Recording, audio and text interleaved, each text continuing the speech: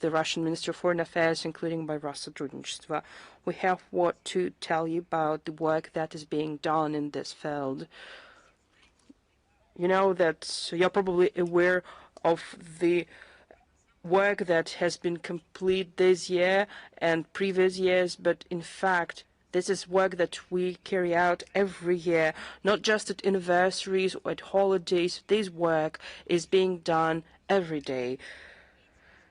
I think all of you have an opportunity to follow materials that we publish in our social media accounts and the portal of the Russian Ministry of Foreign Affairs. And to conclude my opening speech, I would like to say that the topic of victory unites us all.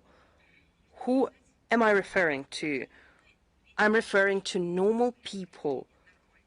We have heard new definitions of normalcy, new ethics, but I believe that there is a standard that should be used in this field. We are normal. We have been normal, or some experiments are being done, or some people have fallen victims to such experiments. And that's what we're talking about. Nazism and fascism are evils. Concentration camps is a scourge and evil. People were put into these camps on a racial and ethnic basis. People were killed there. That's an absolute evil.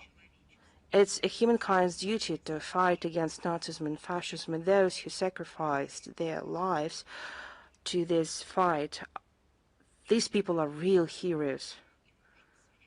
That's the standard that we should use in our work.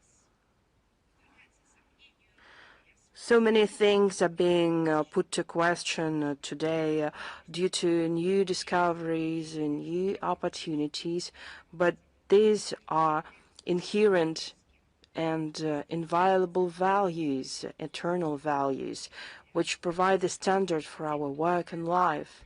And those who say other things, vice versa, they are not normal.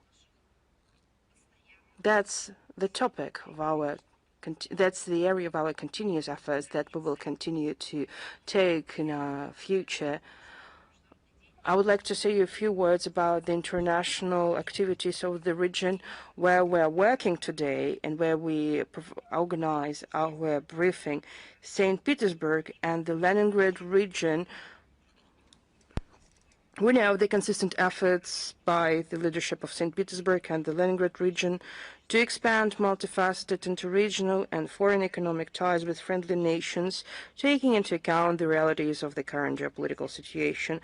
St. Petersburg continues to uphold its reputation as a prestigious venue for major international events. This year it hosted the 28th St. Petersburg International Economic Forum, and I recall that it was attended by delegations from 139 states, the 13th St. Petersburg International Legal Forum, attended by representatives of 80 countries, the 12th International Scientific Congress, Sport, People, Health, attended by 23 countries, the St. Petersburg International Labor Forum, attended by 18 countries, and the 9th International Nevsky Forum, attended by 10 countries. I'm talking about major events and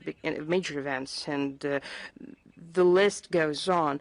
The regional leadership is systematically working to increase the foreign trade turnover of St. Petersburg and the Leningrad region, stabilize the trade balance, and further diversify the structure of foreign trade. We welcome the traditionally high priority regional authorities place on relations with the fraternal Belarus. Working meetings at the level of relevant agencies cover prospects for cooperation in urban planning and public utilities, as well as the opening of the Trading House of the Republic of Belarus in St. Petersburg.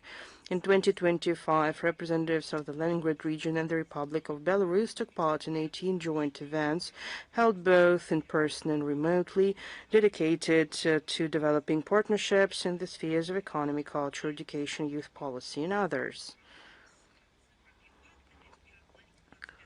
In the first half of 2025, the region's international activity focused on constructive interaction with officials and business communities from Abkhazia, Armenia, Kazakhstan, Kyrgyzstan, Tajikistan, and Uzbekistan. We support the intensification of interregional ties with these states.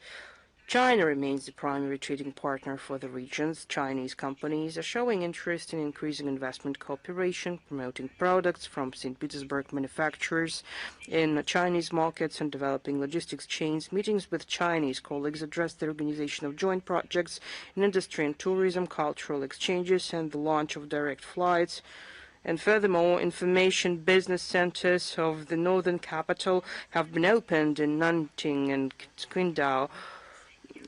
Cooperation is developing with Iran, Turkey, Myanmar, Brazil, Cuba, South Africa, and Egypt. Ties with Serbia have expanded in the fields of healthcare, education, manufacturing, high-tech tourism, and urban infrastructure. Overall, the Leningrad region and St. Petersburg are leaders in expanding the legal framework for interregional cooperation. New agreements are being concluded with countries that take a constructive stance towards Russia, and corresponding roadmaps for their implementation are being developed. We welcome this results-oriented approach. In addition, St. Petersburg and the Leningrad region continue to maintain close contacts with compatriots in the Baltic states who have faced persecution by Russophobic regimes due to their refusal to adopt an anti-Russian and Russophobic position. Events related to the celebration of the 80th anniversary of the Great Victory and War Memorial work occupy a special place in the working calendar of these Russian regions, and that's why one of such events is organized in St. Petersburg. Representatives from CIS countries, Asia, Africa, the Middle East, and Latin America visited the region to participate in commemorative events in order to preserve the memory about the heroic acts of the generation of victors. Siege survivors and veterans living abroad made their contribution to preserving the sacred memory. Participating in the Victory Parade, the Immortal Regiment campaign, festive concerts and processions, the rapid pace of development of St. Petersburg and the Leningrad region's international context serves as clear evidence that these regions are consistently diversifying their foreign economic ties, actively exploring new niches, and expanding interaction with traditional partners. The shift away from excessive dependence on European markets in favor of strengthening cooperation with the countries of the global majority demonstrate the flexibility and adaptability of the constituted entities of the Russian Federation to the changing geopolitical environment. It's just not just the Russian regions do not want to develop relations and ties with Western countries, but the Western countries themselves have been pursuing a destructive and devastating policy aimed at destroying economic ties and even at blocking ties with Russia and block even Russian ties with the outer world. By doing so, they inflict damage on themselves. That's why we have decided to develop relations with different other countries. In particular, I'm referring to the two regions that are hosting our event today. Now, the schedule of the Russian Foreign Minister Sergei Lavrov, December 8th. Sergei Lavrov will chair the 5th meeting of the Interagency Commission on Caspian Cooperation that will be attended by the leaders of the Russian agencies, ministries, the Russian parliament, and Russian coastal regions of the Caspian Sea, Kalmykia, Astrakhan, and Dagestan. In particular, they will talk about the preparations to the 7th Caspian Summit. On December 10th, Sergei Lavrov will address a plenary session of the Federation Council as part of the government hour on the topic current issues of the foreign policy of the Russian Federation, and will answer questions from senators. Regular meetings between the minister and parliamentarians contribute to the development of interaction between the executive and legislative branches of power on key areas of the country's foreign policy and allow for the effective coordination of efforts to strengthen its role and place in modern international relations. December 11th, the Diplomatic Academy of the Russian Ministry of Foreign Affairs will host the 10th Ambassadorial Roundtable discussion, to which more than 100 ambassadors accredited in Moscow and representatives of international organizations have been invited. The theme of this anniversary event is the Ukrainian crisis, diplomacy, and prospects for settlement. The discussion will be traditionally opened by Russian Foreign Minister Sergei Lavrov. In his remarks, he will provide information on Russian efforts regarding a political and diplomatic settlement of the Ukrainian crisis and share his assessments of the situation in Ukraine. We hope that the upcoming meeting will once again facilitate a trust-based and constructive dialogue with representatives of the world majority countries and pressing issues of the international agenda, with the situation in Ukraine remaining a central focus. And now the situation in Ukraine, which is a traditional part of our briefing. The Kiev neo-Nazi regime continues to commit war crimes and acts of terrorism against Russia. Over the past week, 102 civilians suffered from banderite shelling and UAV attacks, with 8 persons killed, 94 persons injured, including 7 children.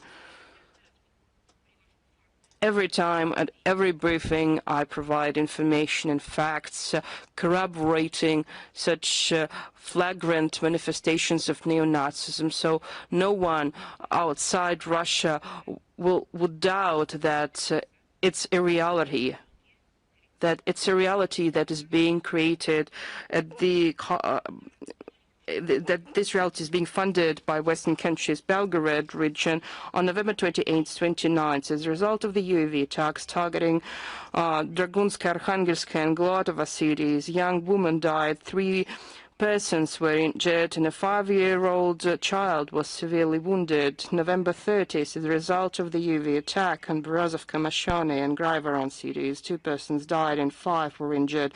December 1st, as a result of the drone attack on a car, a woman died in Gruska village and her spouse was injured. Kherson region, November 27th, as a result of the attack, 2 persons were injured. November 28th, on the bank of the Dnieper River in Gornostayev district, a 17-year-old man was rescued. He sustained severe wounds due to the Lepestok anti-personnel mine. Bryansk region, November 29th, because of the UAV attack in Strativa village, 2 civilians were injured. On December 1st, Ukraine attacked a territory of Mirator Cargo Industrial Holding by using kamikaze drone. A car driver was injured. Volgograd region, November 29th. As a result of the UAV attack in Volgograd, 5 persons were injured and 4 blocks of flats were damaged. Rostov region, November 29th, as a result of the drone attack on Taganrog.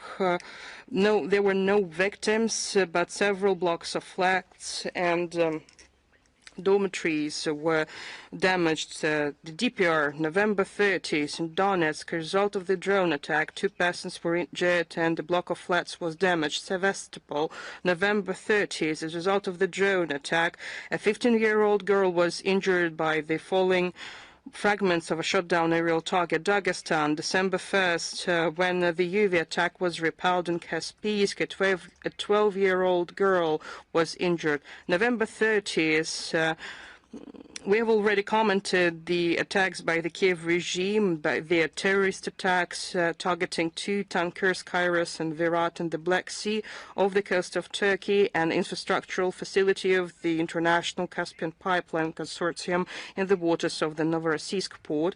While it seems that Kiev ignored the unequivocal response of Ankara and Astana to those attacks, and on December 1st, they attacked the Russian commercial vessel Medvolga 2 with unmanned ship in the Black Sea, and the attack took place 80 nautical miles away from Turkey. Luckily, Korean vessel didn't suffer serious damage, but these acts of terrorism pursue a single purpose, which is to undermine the peace process and to undermine the security of navigation in the Black Sea. The Kiev regime is terrorist.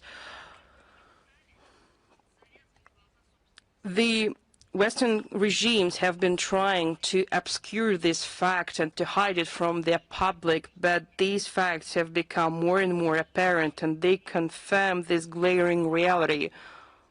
This is not a natural reality. This is being artificially invented, and it will have a payback. The Russian courts continue to pass sentences on Ukrainian neo-Nazis and mercenaries. We have just provided the information in summary so that our foreign partners and the world majority, by the way, sponsors of this terrorist gang would know the truth. Rostislav Karpusha was sentenced to life imprisonment in absentia for the act of terrorism in Sevastopol on June 23, 2024. He ordered soldiers of the 4th Missile Division of the 19th Missile Brigade of the Armed Forces of the Ukraine. They have launched 6 ATACMS missiles, and this missile, one of the missiles, detonated when it flew over Uchkuisk village in Sevastopol. 4 persons were killed, including 2 children.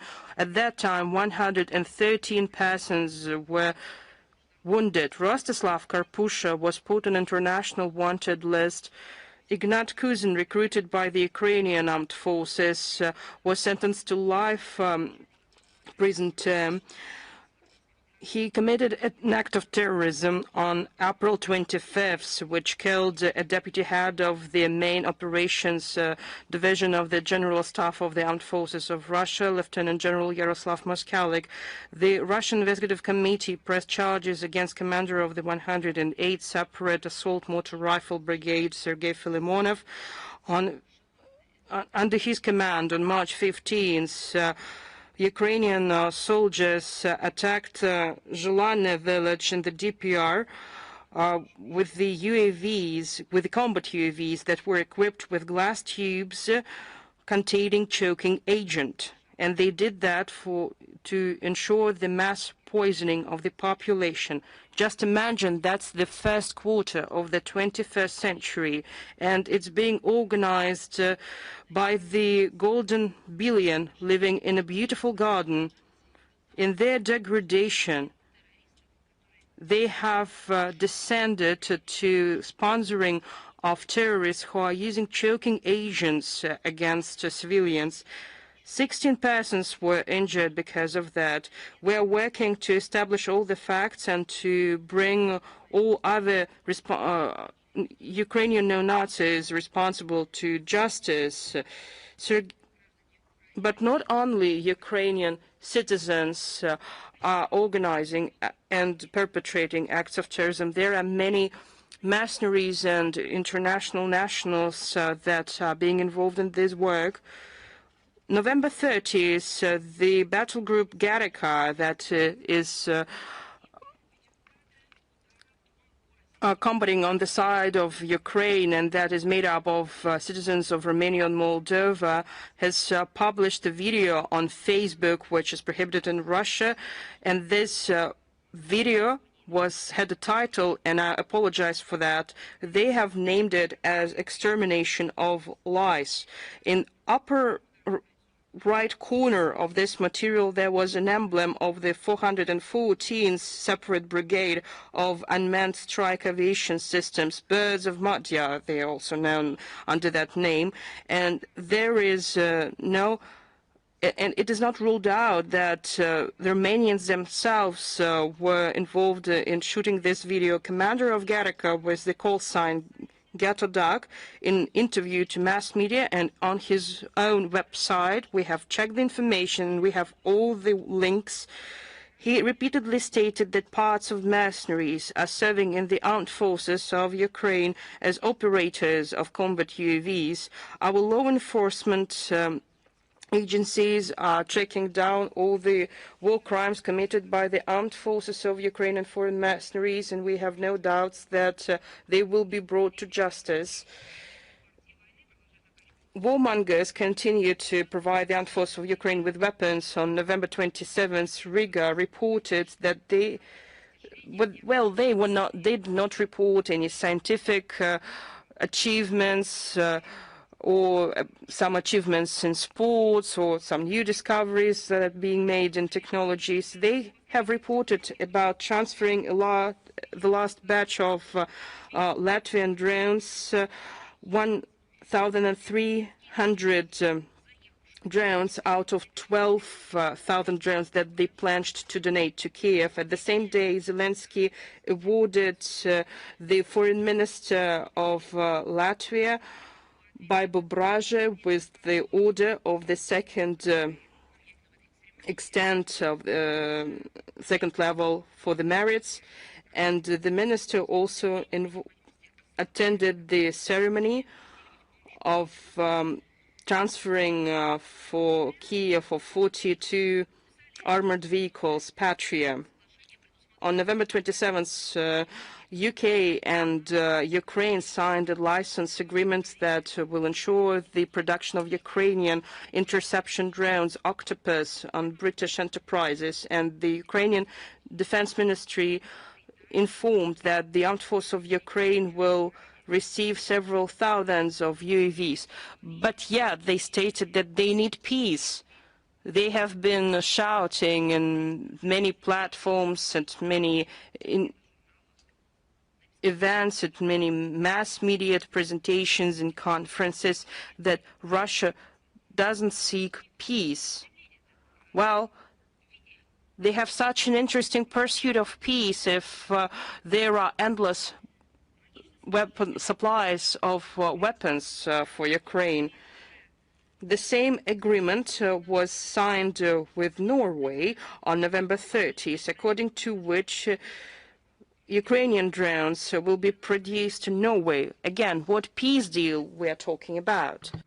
The same document and also on UAVs was signed by Shmyhal on the 1st of December in Brussels with the Netherlands Minister of Defense, Ruben Brekelmans.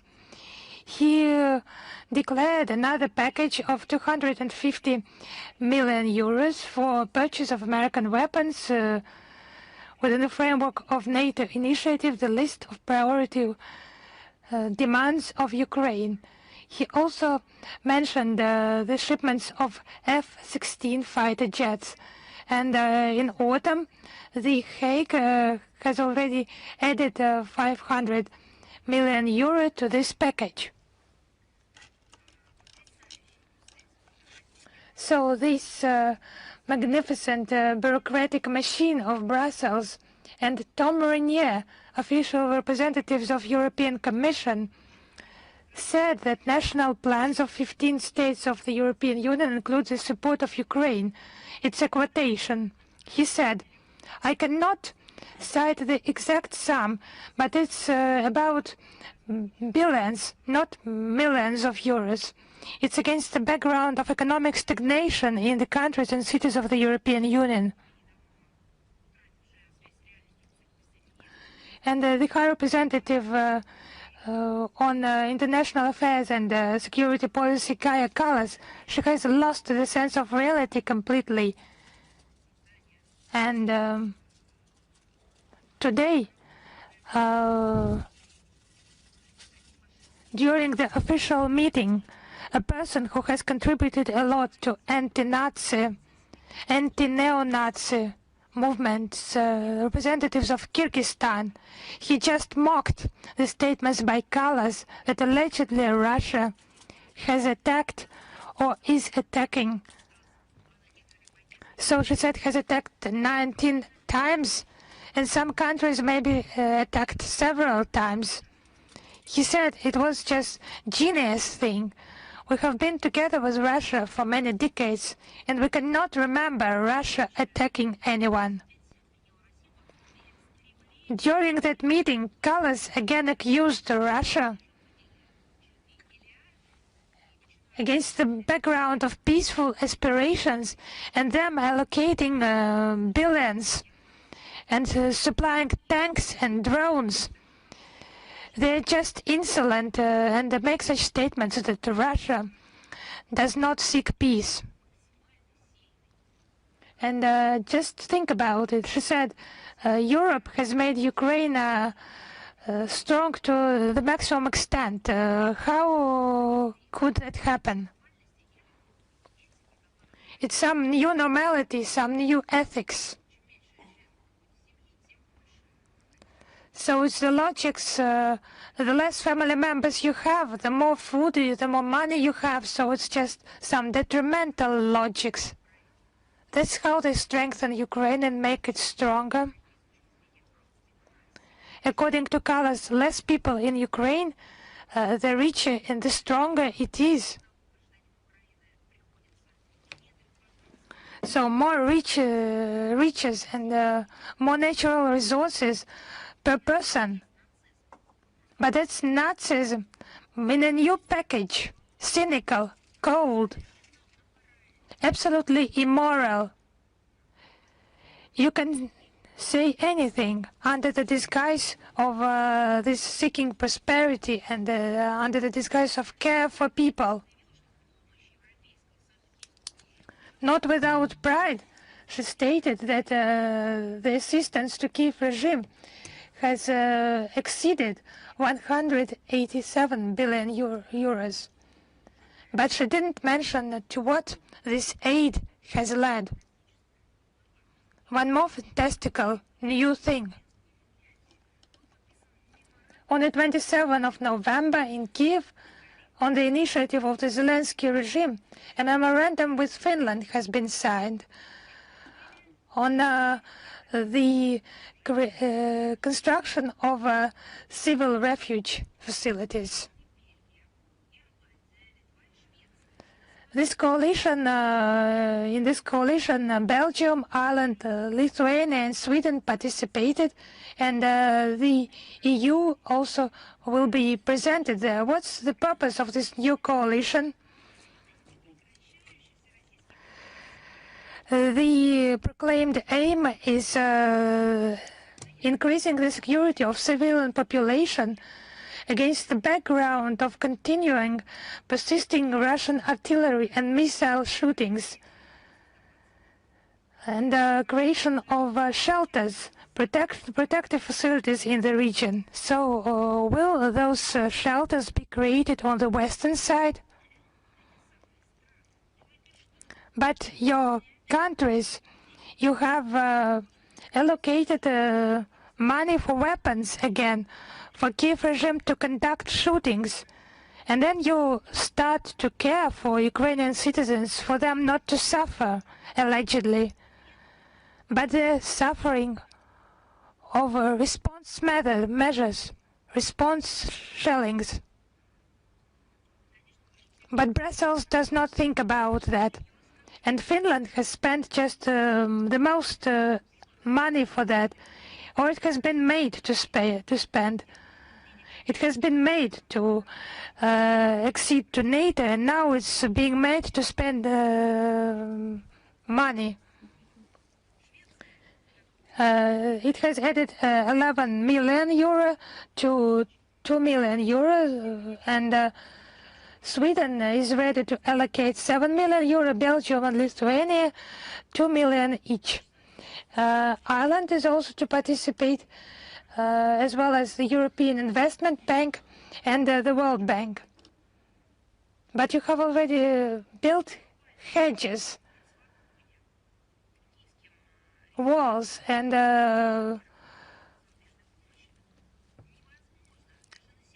against the background of this foreign aid allocation to those corrupted officials on Bankova Street.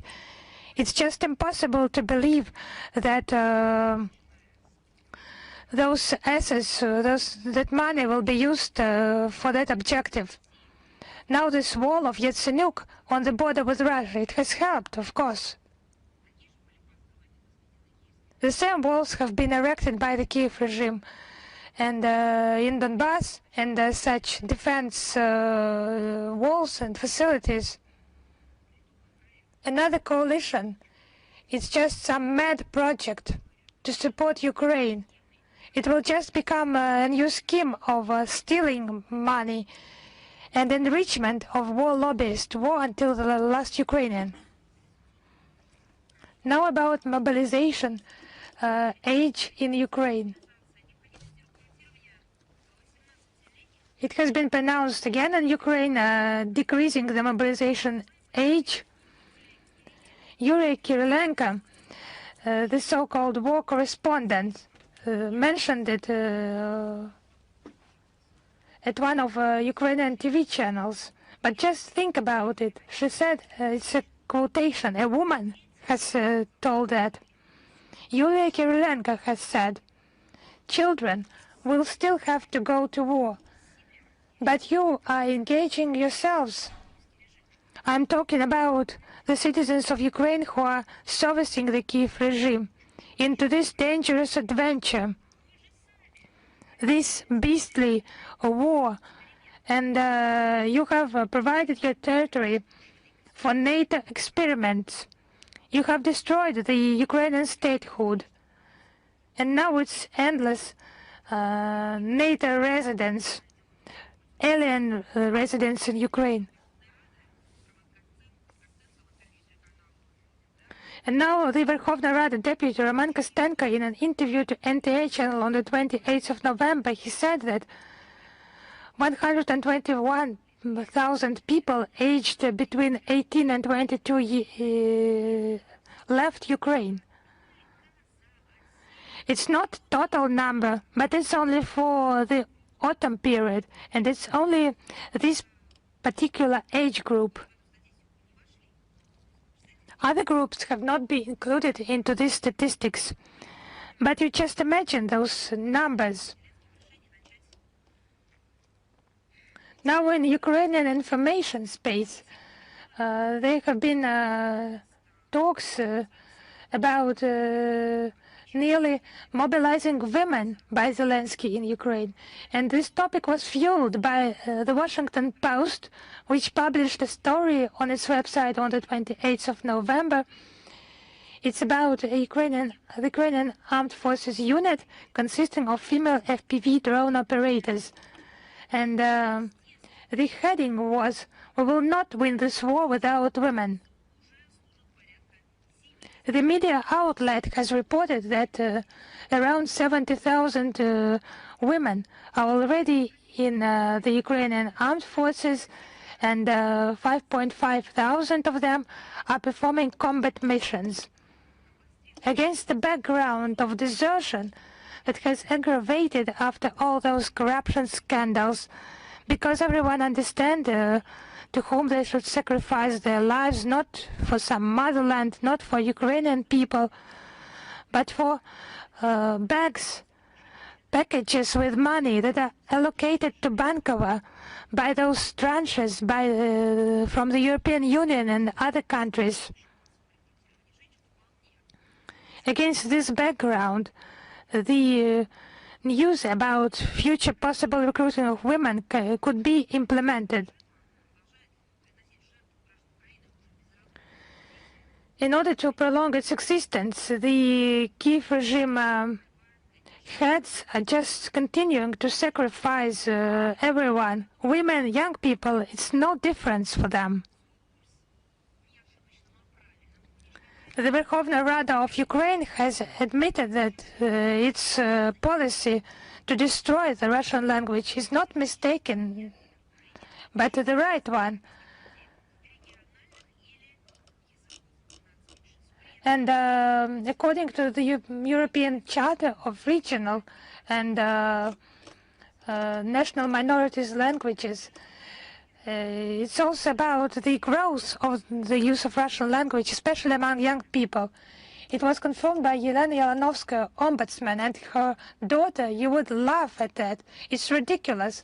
Your daughter is posting on social media in the Russian language. So how does it fit into this policy by the Kiev regime? How have they reached that? It's because they are not normal, because they are insane. It's the extermination of everything that is Russian in Ukraine, despite the protection, alleged protection in their own constitution, Ukrainian constitution, of the Russian language. Somewhere Zelensky just vehemently trying to prove it's about NATO, that it's written in the Ukrainian constitution. But you just choose what you implement and what you do not implement from the constitution. Like Vladimir Vinokur has mentioned, whether fish is packed, and what is about the constitution, what is written about the Russian language? Or have they just let it go by itself, or all those sections of the constitution? So the decision by the Verkhovna Rada of Ukraine, it was obvious the continuation of these destructive lines. It's a testimony of anti-people regime being in power in Ukraine.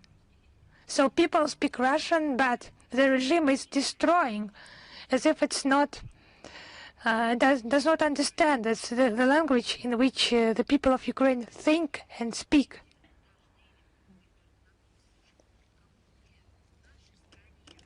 And no one mentions that people should speak just one language, because our country is an example of how people, according to their culture, according to their peculiarities of some geographic area, historic context, to study, to have education in different languages. But what is happening in Ukraine with the language, it's just complete insanity. Of course, such steps testify of any aspirations for peace in Kiev, because it should be cancellation of discrimination with regard to the Russian language and the respect for the right of all the nationalities residing in Ukraine. Now the Kiev regime needs to comply with human rights. But the situation with media, the scandal and that gang corruption scandal just growing in volume in Ukraine. So many international anti-corruption structures have been created, and at the domestic level, it's just not corruption in Ukraine, but some construction sites, something has been stolen, or for education, some budget allocations stolen. It's another thing. It's corruption connected with the war, connected with bloody money. And corruption connected with lawless spread of weapons, but not considered by anyone, not taken into account, without any audit. Where is this international community that has just given birth to so many structures connected with international corruption cases and fighting corruption? So where does money come from to Bankova? Those dollars and euros, do they earn them? No, they do not earn them. They just exchange them to the lives of their own citizens. Where does this money come from? From abroad? Who allocates them? If someone has doubts, maybe those allocating this money to Bankova, they are not aware of total corruption in Ukraine. There is just one simple argument against that. In the West, they allocate this money to Kiev. That is why they do not conduct any audits. They do not have any monitoring or analytical mechanisms that could somehow trace where this money goes. And why? Because that's a unified corruption chains. And the facts that have been revealed within the Brussels bureaucracy are just a confirmation of that. Mogherini, she's not just alone. She had just the entire team there working. On the 13th of November in Kiev, near the Literature Memorial House of Mikhail Bulgakov, there was another anti-Russian action. The great writer, he was accused in Ukraine. What do you think he was accused of? He was accused of Russian chauvinism and demand that Ukraine be rid of it. But he is dead. He is no longer alive. What will happen further? Will the books by Bulgakov be burned? But if there is some American film based on Bulgakov's novels, will they ban it in Ukraine? Will it not be allowed? But as a proof of crimes by Bulgakov, Actually, he was born in Kiev. And they used to be proud of him. They used to say that he's Ukrainian, right, actually. But now, that's it. As they say, he's a representative of Russian chauvinism. As a proof of his crimes, the Banderites just quoted his White God novel with negative characteristics of nationalist Hetman Pavel Skoropadsky and Simon Petlura. The Ukrainian National Memory Institute, just in brackets, quotation marks, because it's the National Amnesia Institute, actually, qualified Bulgakov in 2024 as a symbol of Russian imperialist policy. I would like just to ask, is it within the framework of decommunization or fighting Russian imperialism? I'm just interested, because they should just somehow choose. So it's just tireless efforts by the Russophobes that are trying to delete, to cut out of public memory any hints of common history of Ukraine and Russia. And there were also statements about the unveiling of sculpture in the Kiev-Pechersk Lavrov. Who do you think? Sculpture of whom? Maybe some martyr? No? Hetman Mazepa. Because now it's a museum, actually, and anything can be built there. So now it's Mazepa, no other place where he could be erected. But this event, it was just a quotation. They just called it as the symbol of continuation of the Ukrainian tradition. But it's just humiliating that they put up this monument. It humiliates the memory of the Ukrainian people and the Ukrainian history. Well, it's quite interesting that they put up that memorial in that place because the Russian Orthodox Church has put anathema on Ivan Mazepa. That's why putting up the memorial in his honor on the territory of the global Orthodox sacred site is just sacrilegious.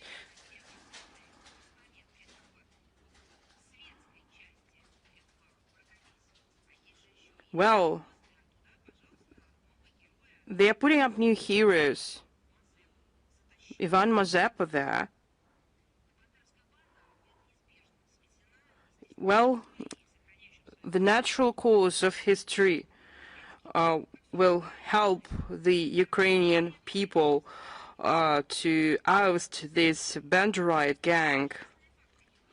All these facts that I mentioned at the briefing confirm that the objectives to denazify and demilitarize Ukraine, as well as to address threats emanating from from its territory, still hold true.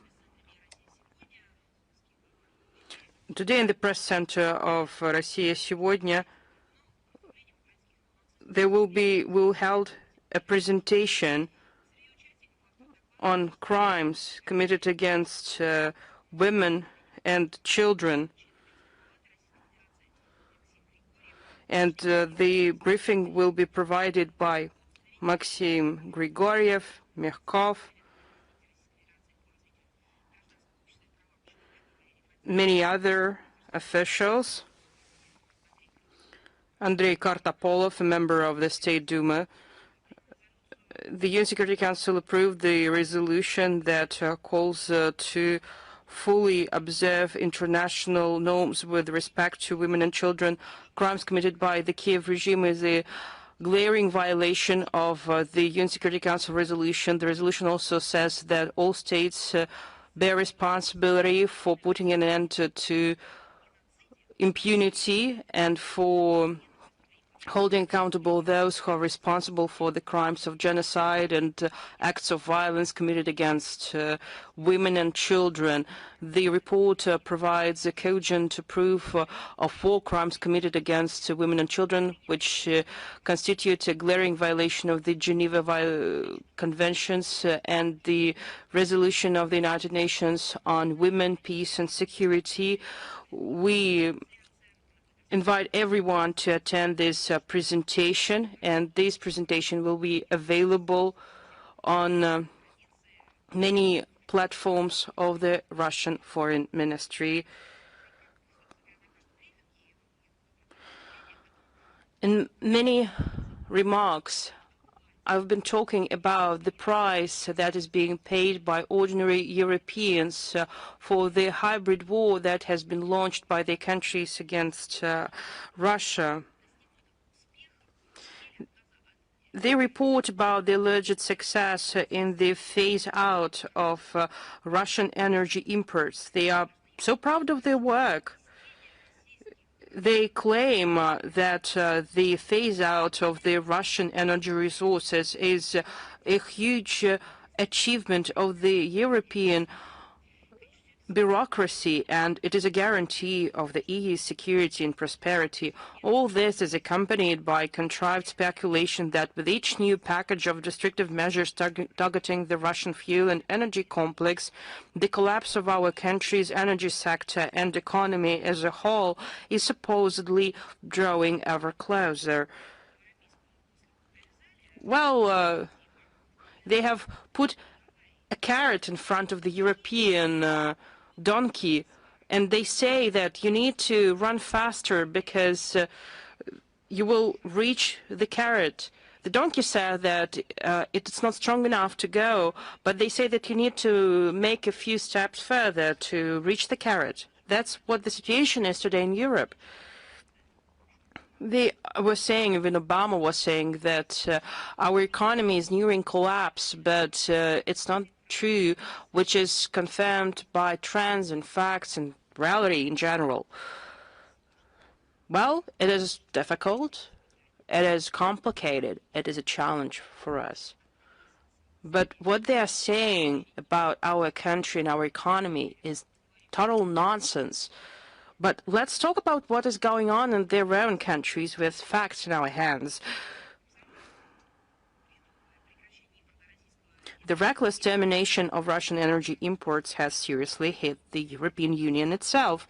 Having abandoned well-established energy cooperation with our country, the EU has faced a sharp increase in gas prices and, as a consequence, in electricity prices. This is reluctantly but nevertheless acknowledged within the EU itself. According to official EU statistics, in the first half of the current year, the average household gas price amounted to about 115 euros per megawatt hour.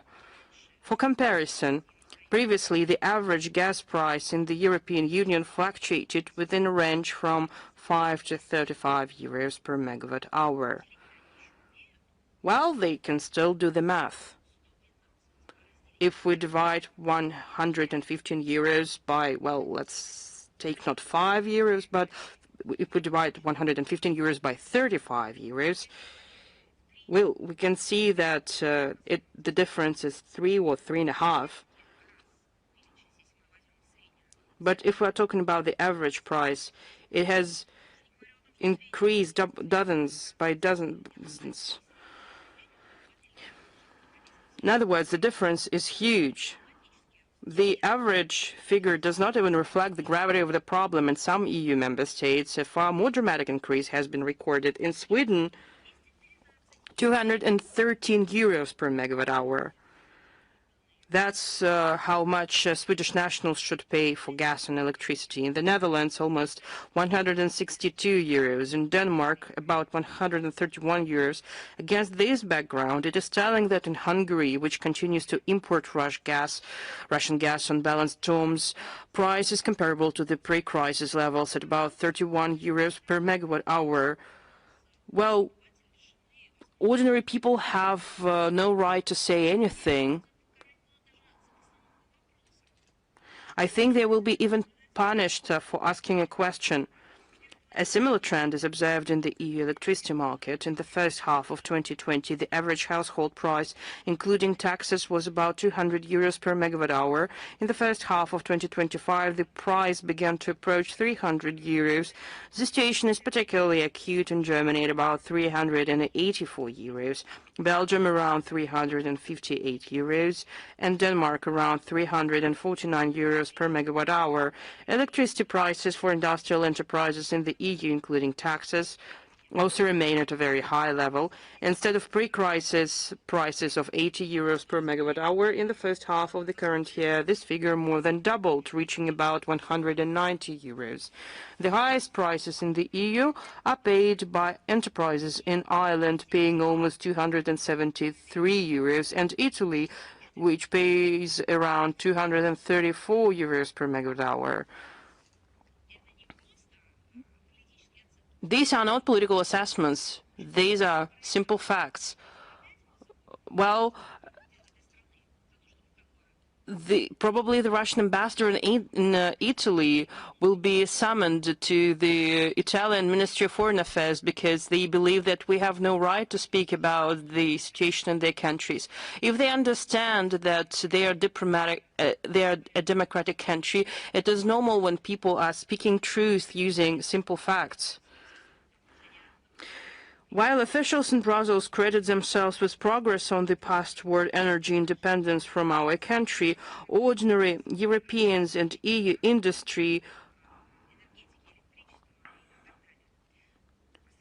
are bearing the heavy burden of financing the geopolitical ambitions of Ursula von der Leyen and her associates. I would like to repeat.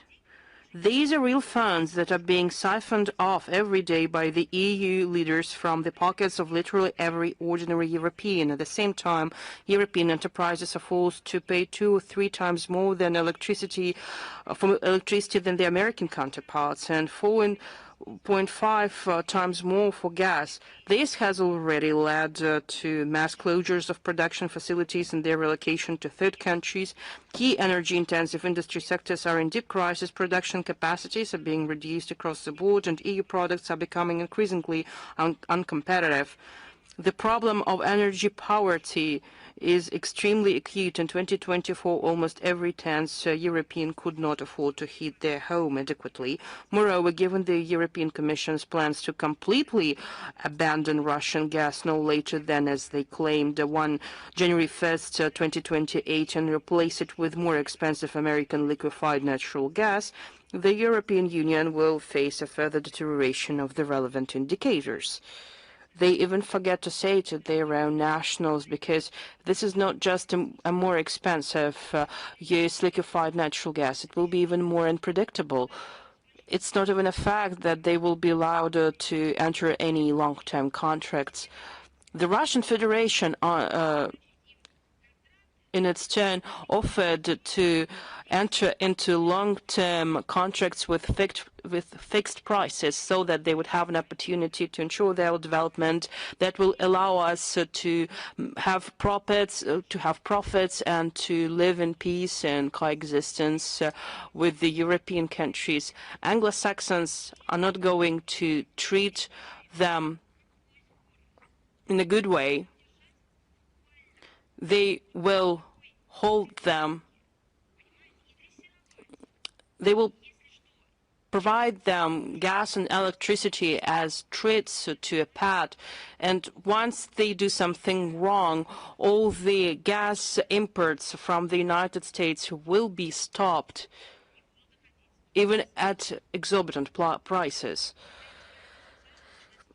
Meanwhile, a wave of cost-cutting and Christmas elimination is beginning across the EU. Cities in Europe are being forced to abandon festive lighting of streets and squares due to a lack of funds to pay for electricity. It doesn't mean that they won't have any festive lights, but there will be less of them due to the lack of funds.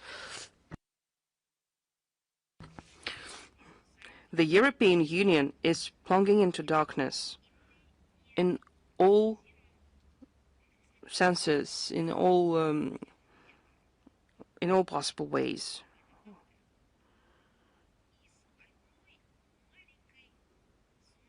but we're just saying that with a small hint, with a small remark, that we warned you about it, and you didn't believe us. And now a number of news that are related to humanitarian, historical sphere, and international sphere. In Ankara, on November 18th, an opening ceremony of a bust of the outstanding Balkar poet Kaysin Kuliyev was held in one of the parks in Ankara, in Turkey. Kaysin Kuliyev was a laureate of the USSR State Prize, the International Lenin Prize, and the Maxim Gorky State Prize. A veteran of the Great Patriotic War and the author of numerous works, Kuliyev made a significant contribution to world culture and became a vivid expression of the spiritual strength of the Balkar people and of all Russia.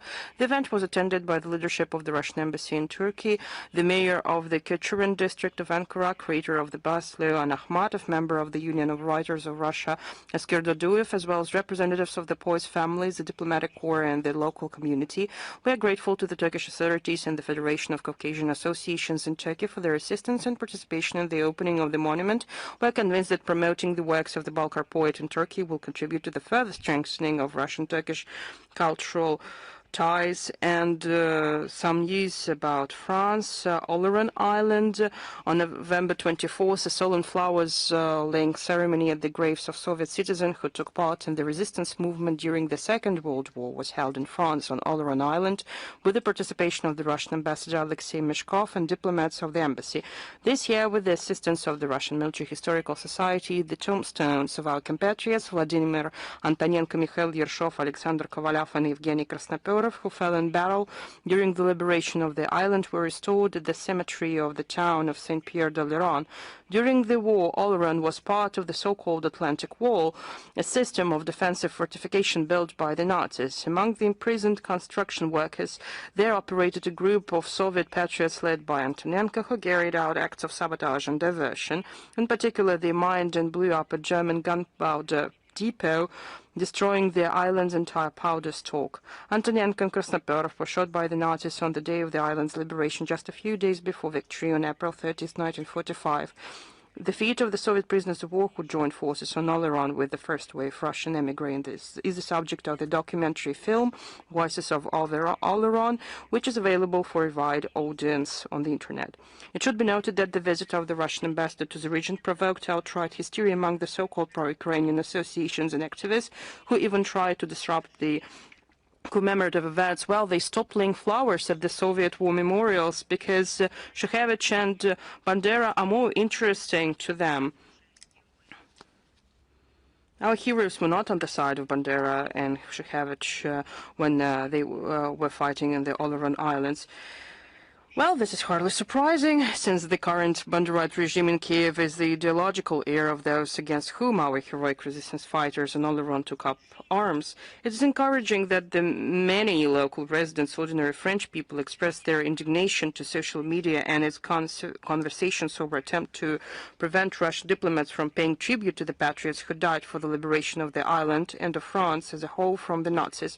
This ceremony became one of the landmark military memorial events organized by the Russian embassy in France in the year of the 80th anniversary of the Great Victory. It is intended to remind people of the significant contribution made by our compatriots to the resistance movements of French territory, of the key role of the Soviet Union in the defeat of Nazism and the liberation of Europe, and of whom France ultimately owes its status as Victorian power. And in Belarus, a monument to Rokossovsky was unveiled on November 26. The monument was presented as a gift from the Russian Federation to mark the 82nd anniversary of the liberation of the Gomel region from German fascist invaders. At that time, Rokossovsky, a native of Belarus, commanded the Belarusian front and made a significant contribution to the Bagration offensive. The monument shows in metal the 1945 victory parade, which Rokossovsky commanded. The pedestal marks the sites of key battles during the liberation of the Gomel region in 1943, while the base of the sculpture depicts images of Nazi standards, thrown at the foot of the mausoleum on Red Square in Moscow. In his welcoming address, chairman of the Russian Military Historical Society, Vladimir Medinsky, emphasized the unity of the peoples of Russia and Belarus, who, just as in the harsh years of the Great Patriotic War, stand shoulder to shoulder to ensure the defense and security of our common Union state. He underscored the importance of preserving the historical memory of outstanding military and state figures in order to convey the truth about the heroic past to future generations.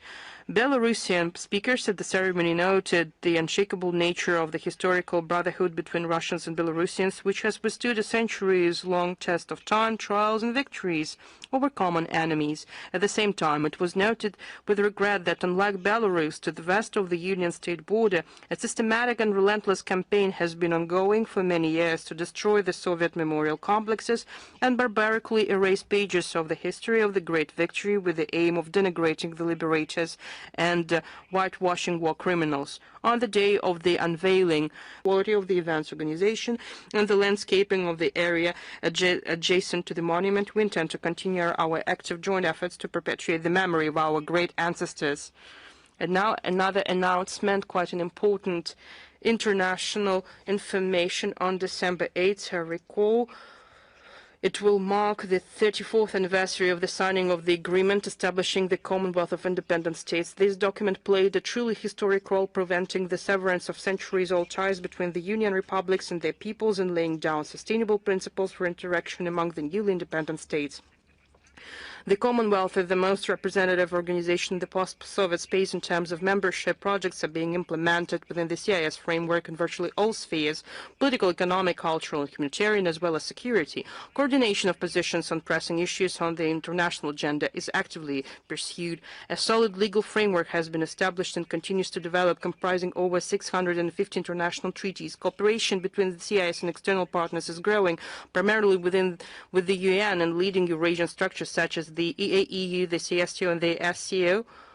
And on October 10th, at the Commonwealth Summit in Dushanbe, the SCO was granted observer status with the CIS. The CIS countries do everything to preserve the objectives and purpose of this association. We have a free trade zone for goods and services, with over 95% of transactions between Russia and other Commonwealth member states being conducted in national currencies. An effective system of multilateral mechanisms aimed at strengthening international security has been established within the organization. Close coordination of actions in this area within the CIS, combined with joint efforts with other regional associations, facilitates the fulfillment of tasks related to combating terrorism, extremism, drug trafficking, and organized crime, as well as protecting external borders. A paramount achievement of the Commonwealth is the preservation of a unified cultural and humanitarian space. The states and peoples of the CIS are united by shared spiritual and moral values based, among other things, on a cherishing of traditions and a shared past. Of particular significance in this regard is the victory in the Great Patriotic War, the 80th anniversary of which was celebrated together this year, including in St. Petersburg, like we are celebrating it today at the forum I am attending. For Russia, building friendly, equal, and mutually beneficial ties within the CIS is a key foreign policy priority, and also December 8th marks the 26th anniversary on signing the agreement on establishing the Union State. For Russia and Belarus, this event marked a new stage in the process of uniting our peoples based on the principles of sovereign equality and the voluntary and good faith fulfillment of mutual obligations. It has become one of the advanced and ambitious integration projects in Eurasia. Considerable progress has been made in the forming of common social, economic, transport, logistics, humanitarian, cultural, migration, and information space. And the financial and economic, scientific and technological sovereignty of the Union State is being strengthened. Now the Council of the Union State has played an important role, and A bilateral treaty on the guarantees of securities within the Union State has entered into force on the 13th of March 2025. A solid foundation has been laid in the common obligation for defense, sovereignty protection, independence, constitutional order of Russia and Belarus, as well as the protection of territorial integrity and the protection of borders of the countries, with the use of all the forces and means available. Now there are initiatives for the period from 2024-2026. They include the tasks of further forming of social and economic space, strengthening cultural and humanitarian ties, creation of comfortable conditions for the lives of our citizens and for businesses, as well as the growth in joint investments and implementation of innovation projects. The work is carried out for integration landmarks for the period of 2027-2029. Now there is also work for integration of innovation and technology with the economy, and we mark the anniversary of the victory in the Great Patriotic War. There is a wide-scale event of thematic events of the Union States. A major plan for that. The initiator has been the International Patriotic Forum Great Heritage Common Future. There is a project for young children of the CIS states, and the project Train of Victory, and festival Young People for the preservation of the historic memory. And there was also an international youth summit, Russia and Belarus, Common History, Common Fate. Media companies of the Union State are being launched in order to unite the media work of the two countries and to bring their work to a new level. Now a bigger impetus will be given to this work, because this media resource, it will operate, it will exist. And Russian and Belarusian diplomats coordinate their approaches intensively and share their positions nearly in all the issues of the global agenda. The priorities of the two ministries of foreign affairs include diplomatically accompanying the integrational processes and joint declarations and reports under the auspices of the Union State. Common approaches are being developed for foreign policy interaction. Such a meeting was held on the 25th of November, as we have informed you, in Moscow. The Supreme State Council of the Union State is to hold its meetings and to determine the key tasks of the Union for the near perspective.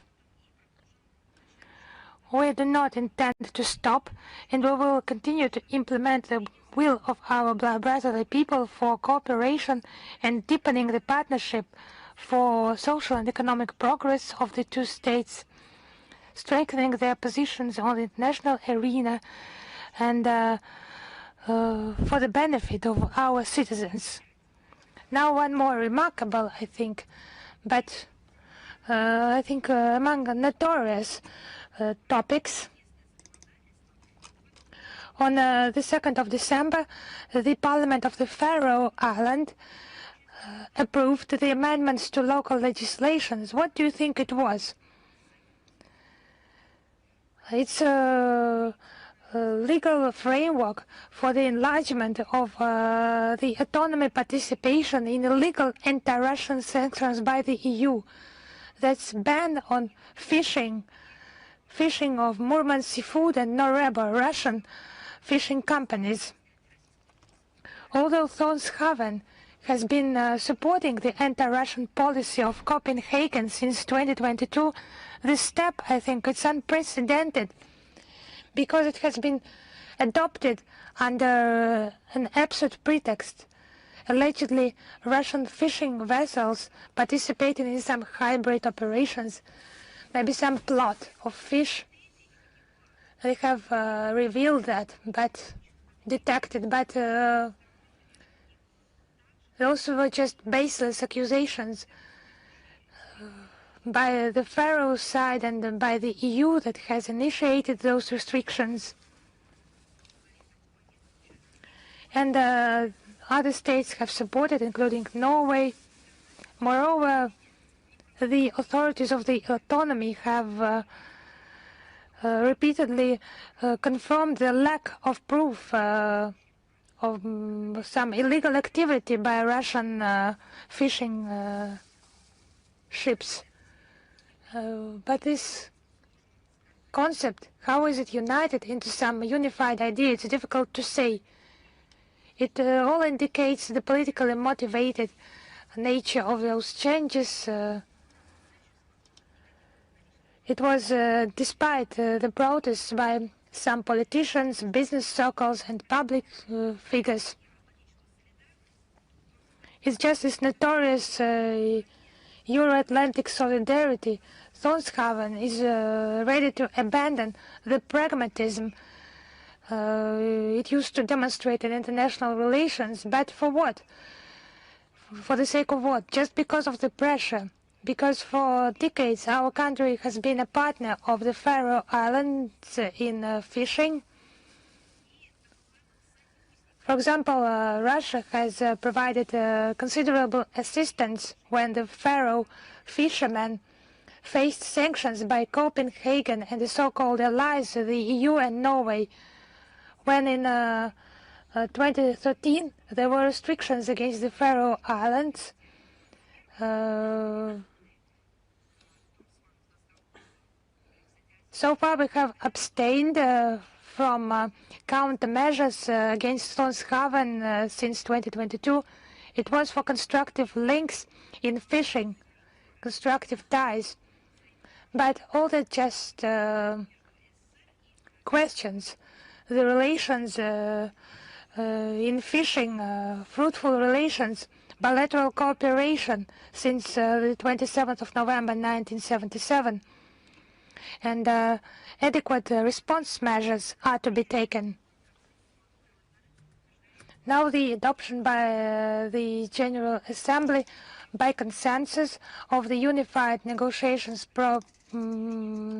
format on international communication security, international information security, global mechanism on developments in the field of ICTs. The agenda includes all the sphere of digital space, international security, building trust between states, capacity building in ICT security. The parameters of the future body have been determined that would respond to the interests of the global majority and the participation of all the UN member countries without exception, and the intergovernmental nature of the negotiations and the consensus procedure. So we call upon all the countries to participate in this depoliticized and constructive mechanism, and Russia will continue its efforts to overcome digital gap and to ensure international security and respect of sovereignty in international information security. Now one more announcement about the 10th International Cadet Charity Ball in the Kremlin. Now it's the cooperation of schools with cadet classes, activists of patriotic, volunteer, youth and sports organization in Russia and abroad. It's about popularizing the rich military traditions and taking into account the anniversary of the great victory. Special attention will be paid to veterans and participants in the special military operation and their relatives. This event is supported by year on year by the President of the Russian Federation, of course the regions, the legislative authorities. So many welcoming statements to participants of this very beautiful and very important event. And Sergei Lavrov has also sent a welcoming statement to the participants of this cadet ball. It will be about mercy, courage, and the love for the fatherland. And I'm ready to answer your questions now. We have hybrid format today. There will be some questions from those who are present and from our participants online. Now let us start with those who are present. 78th channel, Ksenia Kirtishnikova. Actually, I have some questions. The first one, as Rustem Umerov headed the Ukrainian delegation for negotiations with Russia and the US, how do you think it could influence future possible negotiations on the settlement of the conflict in Ukraine? Could you please repeat once again? I misheard. Could you please repeat your question? Rustem Umerov, instead of Andrei Yermak, headed the Ukrainian delegation for negotiations with the US and Russia. How do you think it could influence negotiations aimed at the settlement of the conflict in Ukraine? You know, I would like to remind you, it's not the first time. As we know, Umerov has already headed the Ukrainian delegation during the 3 rounds of negotiations in Istanbul that were then paused by the Kiev regime. For us, it's not the personality of some Kiev regime or Ukraine representative that matters, but the substantive talk aimed at the elimination of the root causes of the conflict. Whether Umerov is ready for that, I think time will show in the specific result. My second question, what friendly states are influenced in visa-free trips to Russia, and what conditions are to be observed for the cancellation of visas by us? So, to reply which countries are interested, I think all the countries are interested. Naturally, all the countries with normal regimes who are not aggressive.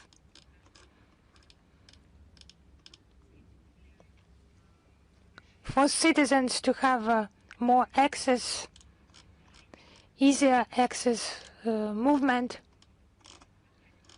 enshrined in many international documents, but I think this question is not very relevant because it does not have some specific answer. And what conditions, what requirements, it's always discussed with the relevant country, and in our country an interagency development process should be carried out, and then such decisions are taken. For example, as in the case with China, such decisions have been taken on a mutual basis. So my third question is about the number of Chinese tourists in Russia. When will it go back to pre-pandemic levels? And is there now an objective to diversify the area of tourism in Russia, tourism to Russia? So it's more of a question for the authorities who are engaged in the touristic exchanges. Regarding the Chinese tourists, I think it's obvious there will be more of them, because recently a decision has been taken. It has been declared officially that mutual decision, visa-free regime for Chinese citizens, that facilitation for the specific categories, and that will just contribute to touristic exchanges. Now is international live, международная жизнь with us online. We will just go one by one, those who are present and those who are online. So a former senior British officer has told that British Special Forces in Afghanistan, it's about the events that took place 12 years ago. He committed war crimes by executing several suspects. And despite the knowledge of that, the superiors had done nothing about it. But this comment, there was a comment, but I would like just you to detail on that more. Actually, we come back to that regularly because we're not so much concerned about domestic affairs of Great Britain, but it's an international fact. Because actually Great Britain just makes such declaration that there's canonically adhere to human rights, but we see that that is not the case, and we see the new proof of that, because those extrajudicial killings, those facts, like including British commandos and the 22nd Special Air Service Regiment. Just to remember this military operation, it was called Enduring Freedom. All those facts were revealed during some years. The relevant public inquiry is being carried out in the UK. The testimonies of 4 British servicemen have been published. They spoke about the killings of women and children and other criminal offenses by servicemen. The captured Afghans were regularly shot because allegedly they planned attacks against soldiers. Cases are also cited when in clearing some objects by special services representatives, they fired at an anti-mosquito net, behind which it was further proved women and children were hiding. So the details have been falsified further because it's a crime. It's not just killing, it's a crime. And the person who fired, he was awarded. Just imagine this level of cynicism. And there were internal checks that were just of formal nature. And they were needed in order to create an illusion of control over the situation. And I would repeat, the Ministry of Foreign Affairs and its replies to questions and reactions to public material has repeatedly assessed publicly such crimes, actually military crimes by the British. And I will post links to these materials in the text of the Today briefing. The materials we have cited for many years. In 2023, we mentioned it during the briefings. There were messages, statements for the media. Now the White Book on crimes against civilian population in Afghanistan. We will also post a link to that. So all the public facts and the facts that are to be revealed need to be thoroughly investigated, and the guilty should be prosecuted. So those Western servicemen, they are just ignorant when it concerns civilian lives, but they're just teaching others and just meddling in the affairs in some other parts of the world, and they do not see what is happening just nearby. It's hypocrisy, double standards. And I would remind you that London has repeatedly positioned itself nearly as some paragon in human rights, but it has ignored just near paragon in morality and humanity. It was teaching others So I would highlight that the crimes by British servicemen and those who were representatives of military contingents taught by those servicemen according to their standards. So they just need the attention of what is just mentioned by the Westerners, the Hague Tribunal. So maybe they will think about that. Thank you. RIA Novosti, please. Thank you, Ms. Zakharova. Christina Rodriguez, we have two questions for you. First, I would like to know what are the priority issues that the Russian delegation wants to raise at the OSCE Foreign Ministers' Council on December 4th and 5th, and I would like to say that the Russian delegation will be led by Grushko. I like to say that the strategic statement was made by the Russian side in the article published by the Russian foreign minister. It was published in Rossiyskaya Gazeta, Russian newspaper in English. It provides assessments of the OSCE's work. It provides our main approaches to the OSCE.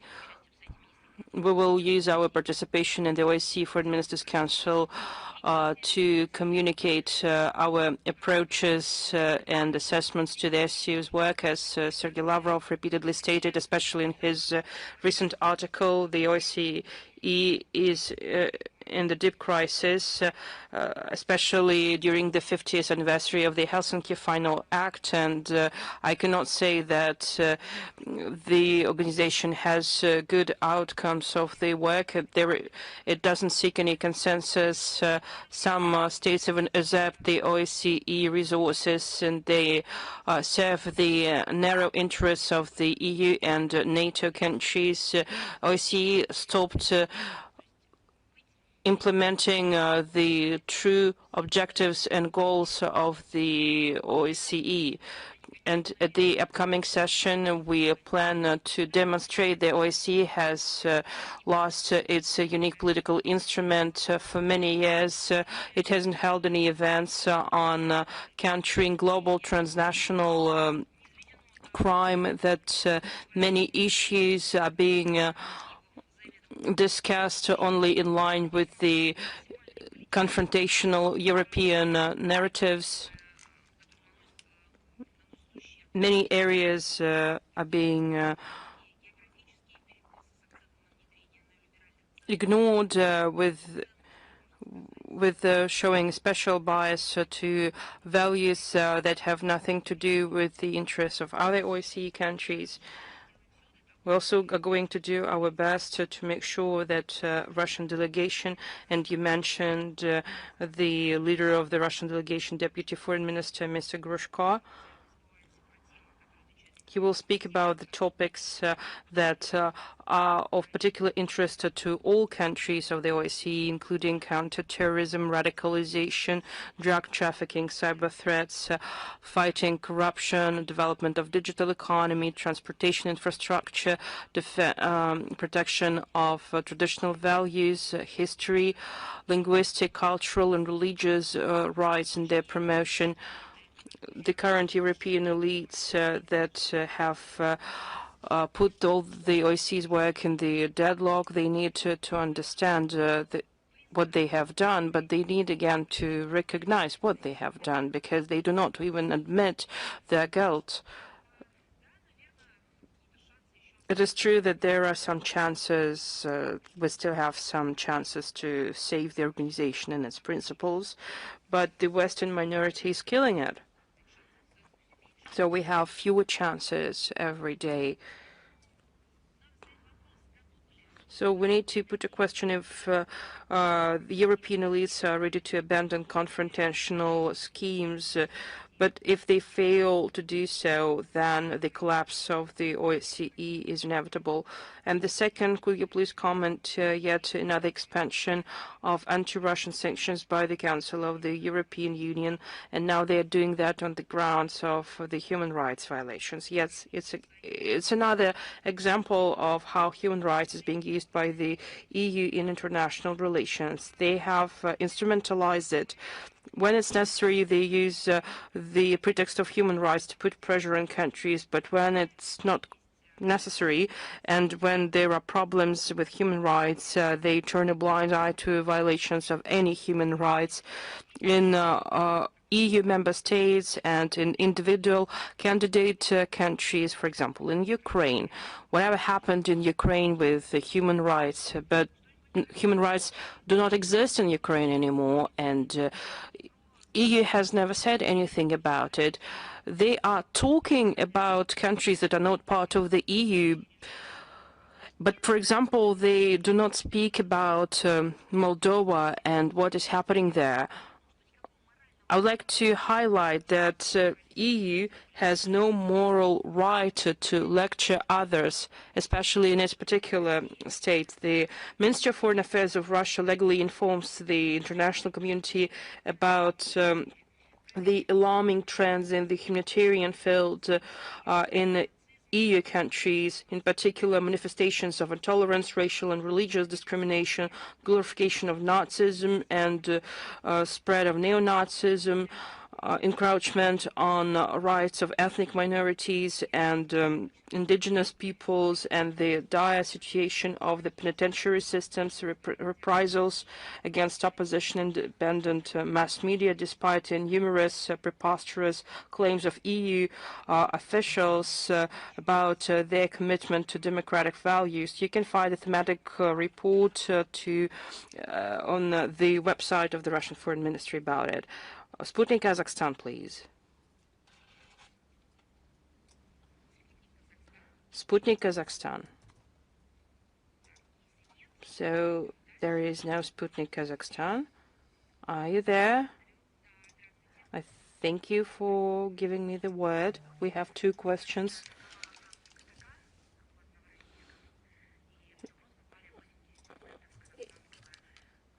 After the attack on the CTC, Ukraine has has carried out a new attack several hours after the briefing of the Foreign Ministry of Kazakhstan, and it still continues to do so. So what's the reason for that? Well, I explained it. That's their terrorist strategy. We have no doubts about the terrorist essence of the Kiev regime, and our comment made on November 30th have provided all the detailed assessments, and our colleagues from Kazakhstan have also expressed their protest about it. Well, if we have anything to add is that the Caspian Pipeline Consortium was attacked by Ukraine in air and at sea. Where are the representatives of the OSCE that could say something about it? But yet everyone knows that infrastructure of the Caspian transportation corridors serves as one of the key routes for supplying oil from Kazakhstan that ensures 80% of oil imports, which are provided for the large oil companies of the US, UK, and Europe. It doesn't hold criticism, and it looks that Zelensky's regime is trying to protect itself from the Western sponsors.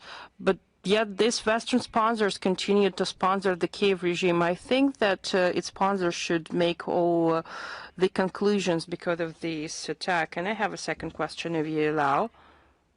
Oh, is it all? Okay, thank you.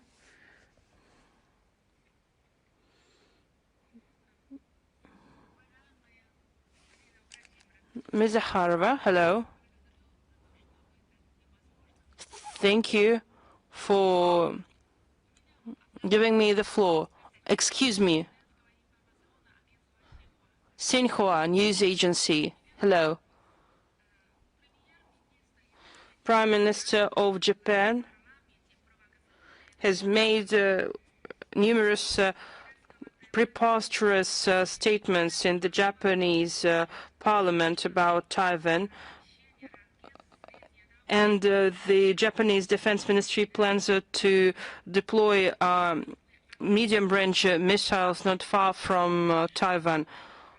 What do you think about the flawed course of the Japanese government? Well, Japanese government continues to make strange statements about it, and sometimes it is involved in discussions that has nothing to do with reality.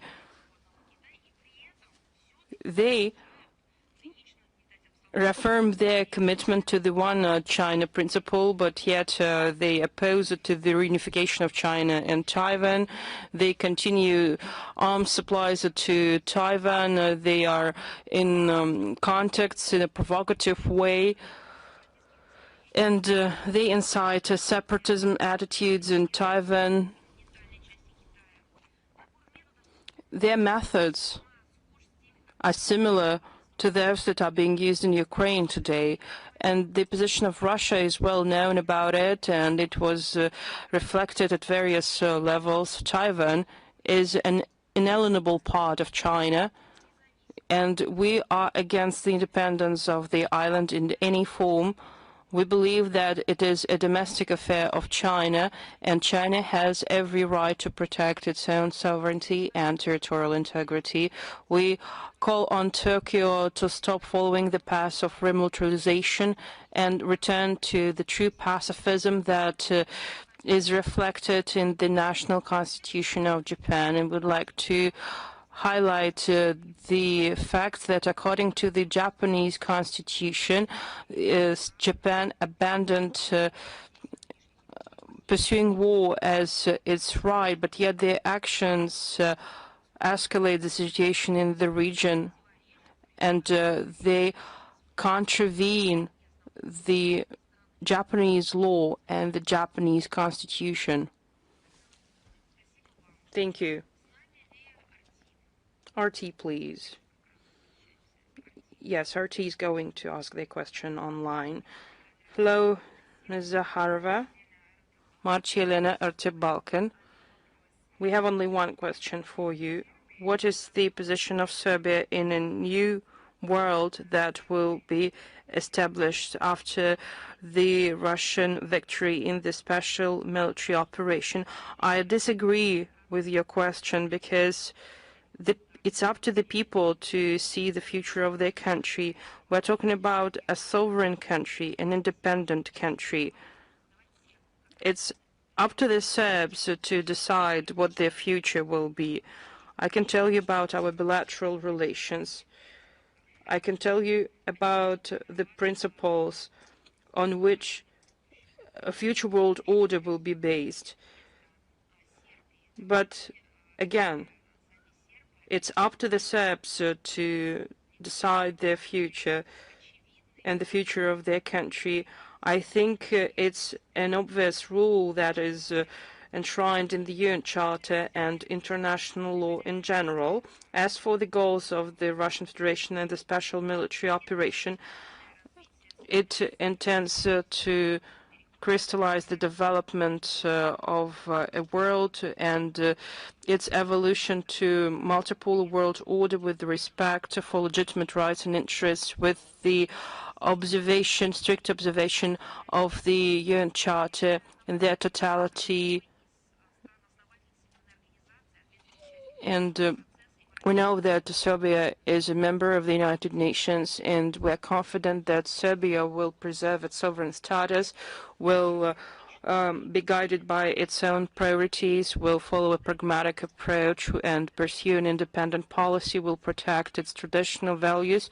In our turn, we would like to develop with Serbia partnership and friendly relations in good neighborliness and in with mutual respect and mutual benefit against all those enemies who are trying to block the comprehensive development of our relations, and they are trying to do everything to delay the development of Serbia as a sovereign state and to damage the development of the Serbian people. Thank you. Yes, please. Hello, Ms. Zakharova. Lenta.ru, Yuri Leonov. December 2nd, Denmark started the construction of the first facility of the Ukrainian military-industrial complex on the territory of the NATO member state. They are planning to build an enterprise for the production of drones. What is the position of the Russian Foreign Ministry, and what effect might it have on the escalation of the situation in Ukraine? We have recently commented a topic at the previous briefing, and we raised the issue and we commented it. Denmark is one of the first sponsor countries of the Kiev regime, has provided components for the production of Ukrainian UAVs that could be used against our people and our cities. It shows the hostile and militarist course of Copenhagen that demonstrates its efforts to derail the efforts to settle the Ukrainian crisis. It risks to escalate the situation and to encourage Ukrainian Nazis and terrorists to commit new barbaric crimes against civilians in Russian regions. And we noted that it's not only the population of Russian regions, but infrastructure, civil infrastructure of other countries, or that is used by other countries. They do not hide that this step should encourage the development of military-industrial complex of Denmark. They want to ensure the enrichment by continuing the massacre and bloodshed in Ukraine. It demonstrates total disregard by Copenhagen of interests of their own population. I'm not even talking about human rights, any trade deal, any facts of international and commercial activities have always been viewed by Copenhagen through the prism of human rights. Is everything okay there?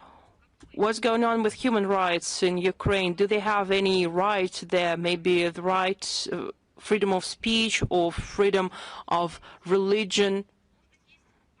Maybe they have a right to live without all this intimidation and propaganda of the Kiev regime that is mired in neo-Nazism. People even don't have rights to their own body organs.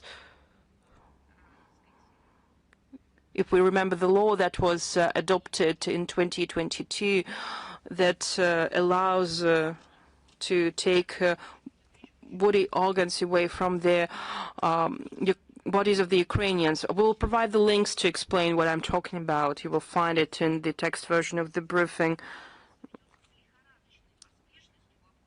They are launching military production hastily without showing any interest to the environment. They have no interest in what's going to happen to the environment after that. And they're not even asking the opinion of the Danish population. The Russian side will continue to uphold its legitimate interests and will take proper military and technical measures to neutralize the risks to its national security.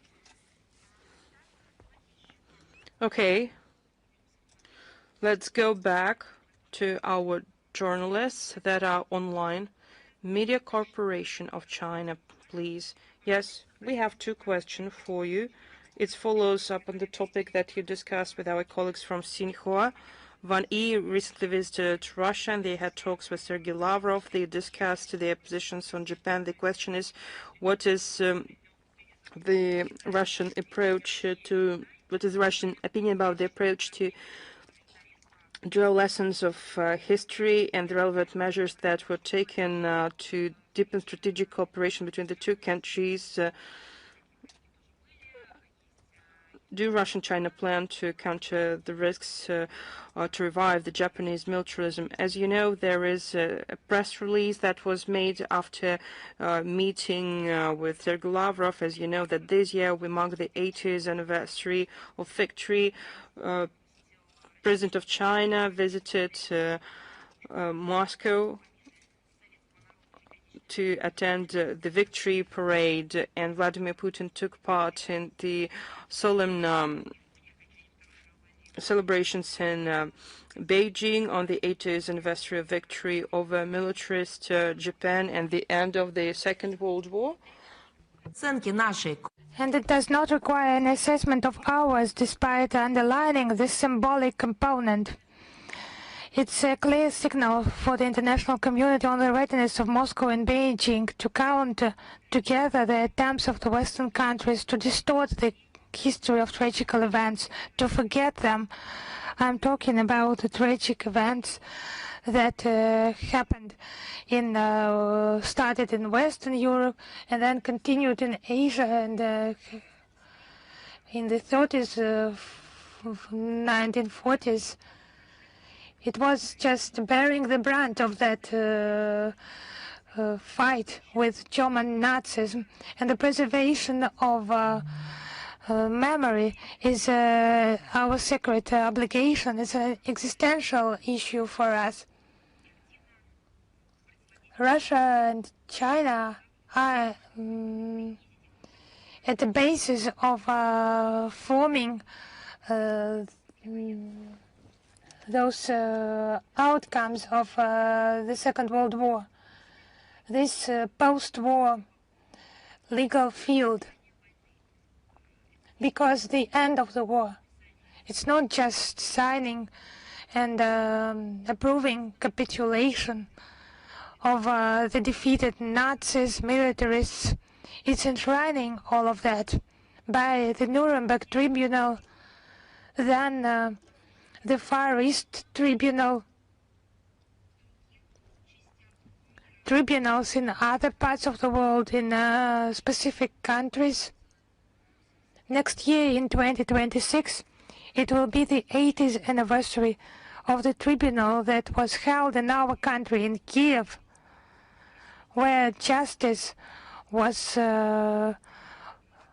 with regard to the criminals who killed people. It's the Babi Yar tragedy. It's not only about capitulation.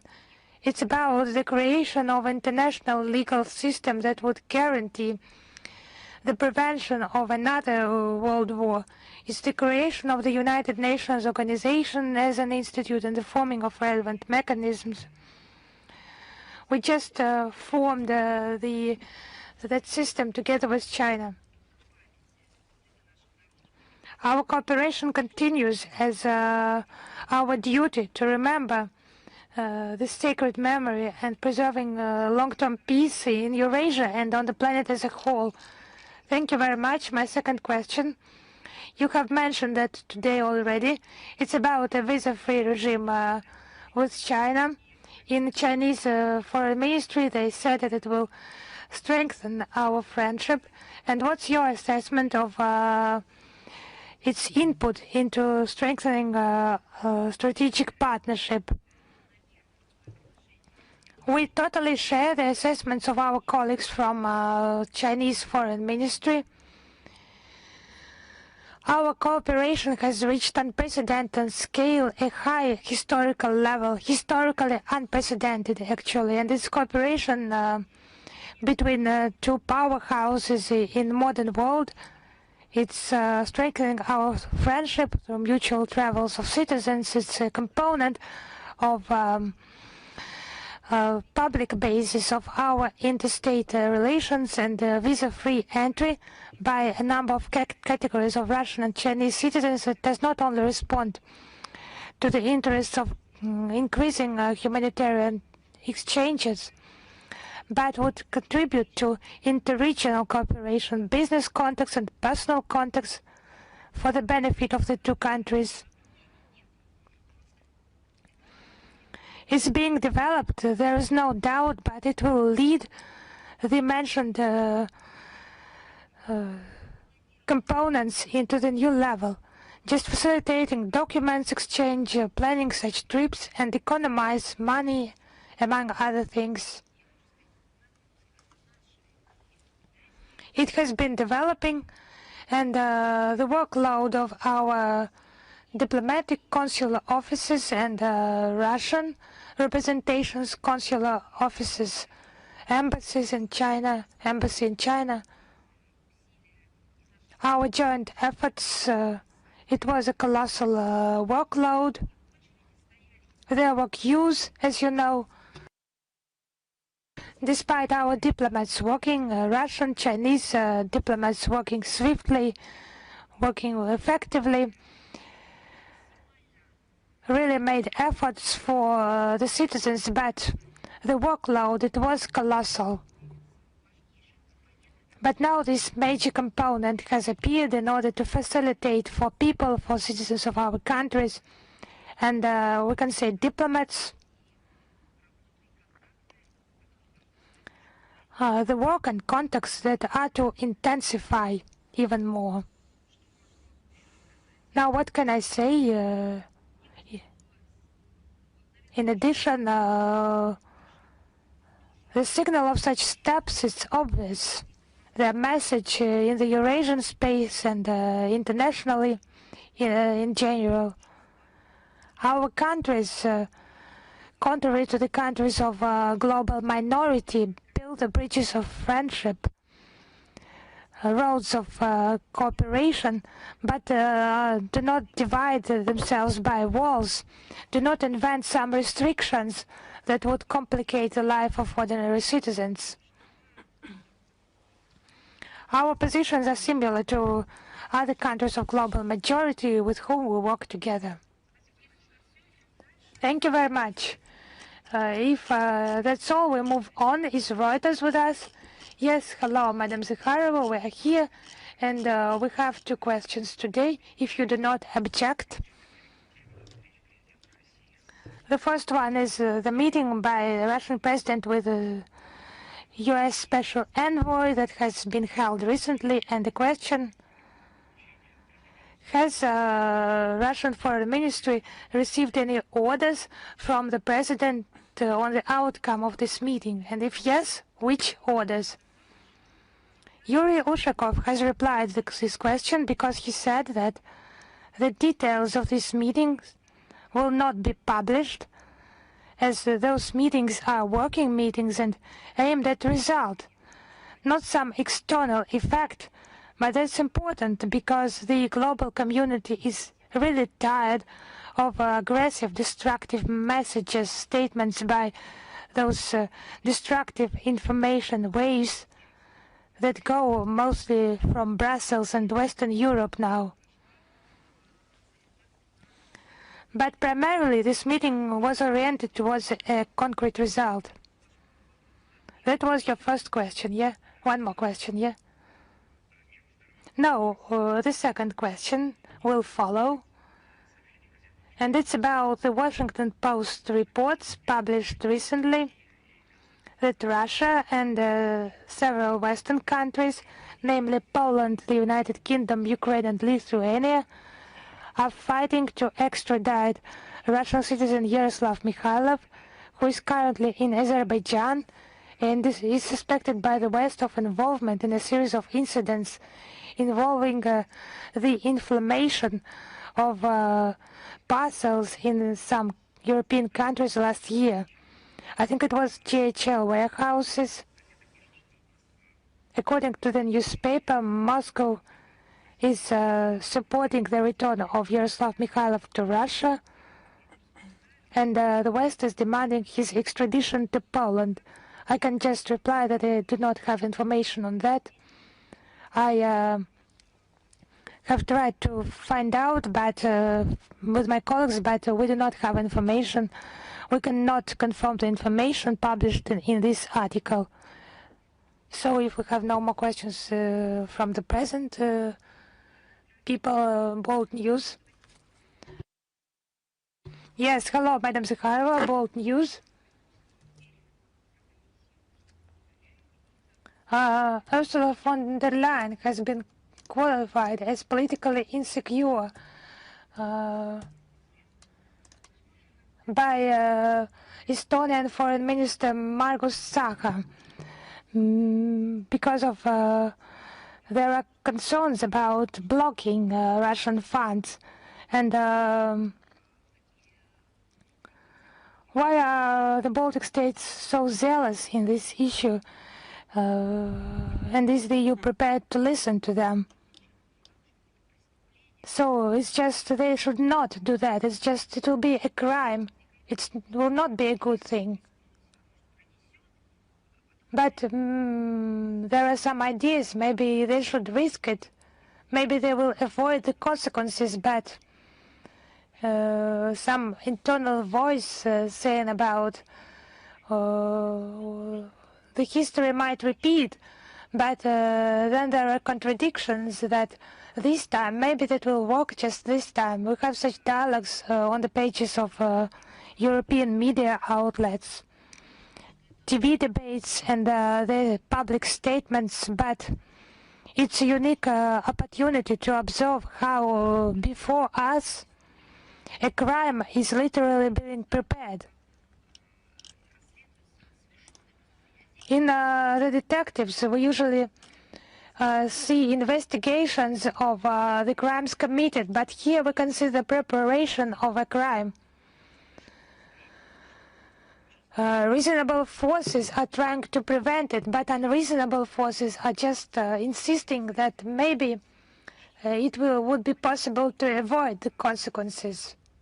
Now it's nearly hysteria, searching for ways of confiscation, actually theft of Russian blocked sovereign assets in order to keep afloat for some time the adventure of the corrupted Kiev regime. Additionally, finance the military complex, hoping that it will somehow pull the European economy from the crisis.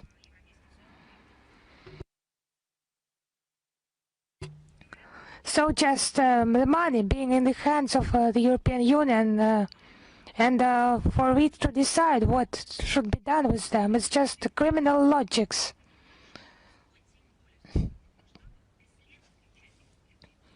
And they understand very well that the theft will not be without consequences for the participants in this criminal scheme.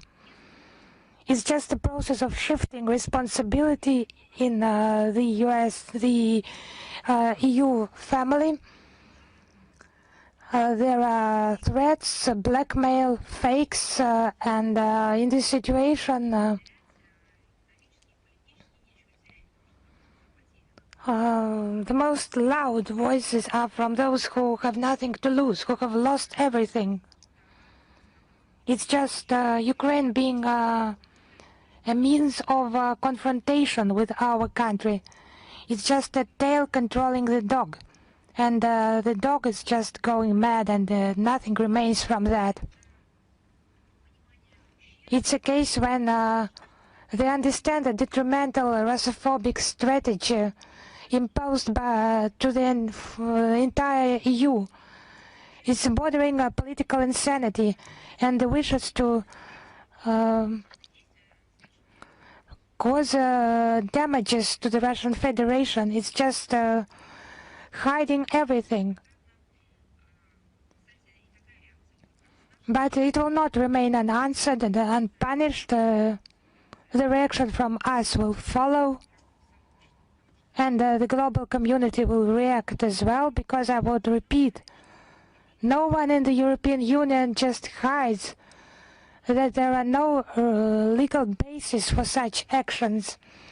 It's not the question of who is to take it, how to share that, but on what may be invented, fantasized legal articles, framework, but it's missing. And just legal, it's illegal theft. There are some reasonable opinions, but In case of actual theft, the response will follow and it's being prepared. Thank you very much. Thank you. Are you with us? Hello? A visit by a Russian president to India on the invitation of Narendra Modi will be a key event of the next week. What are the prospects of cooperation in energy and strengthening national currency payments?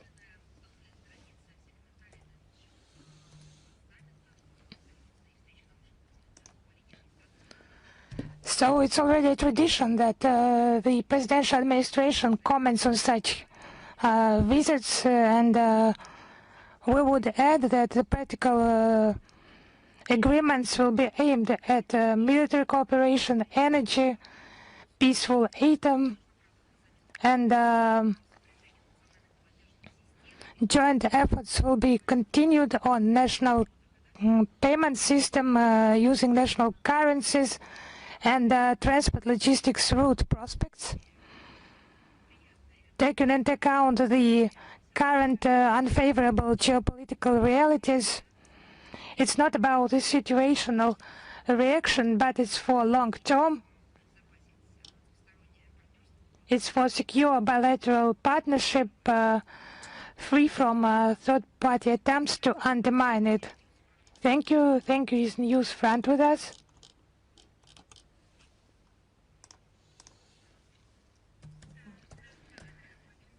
Yes, hello, Madam Zakharova.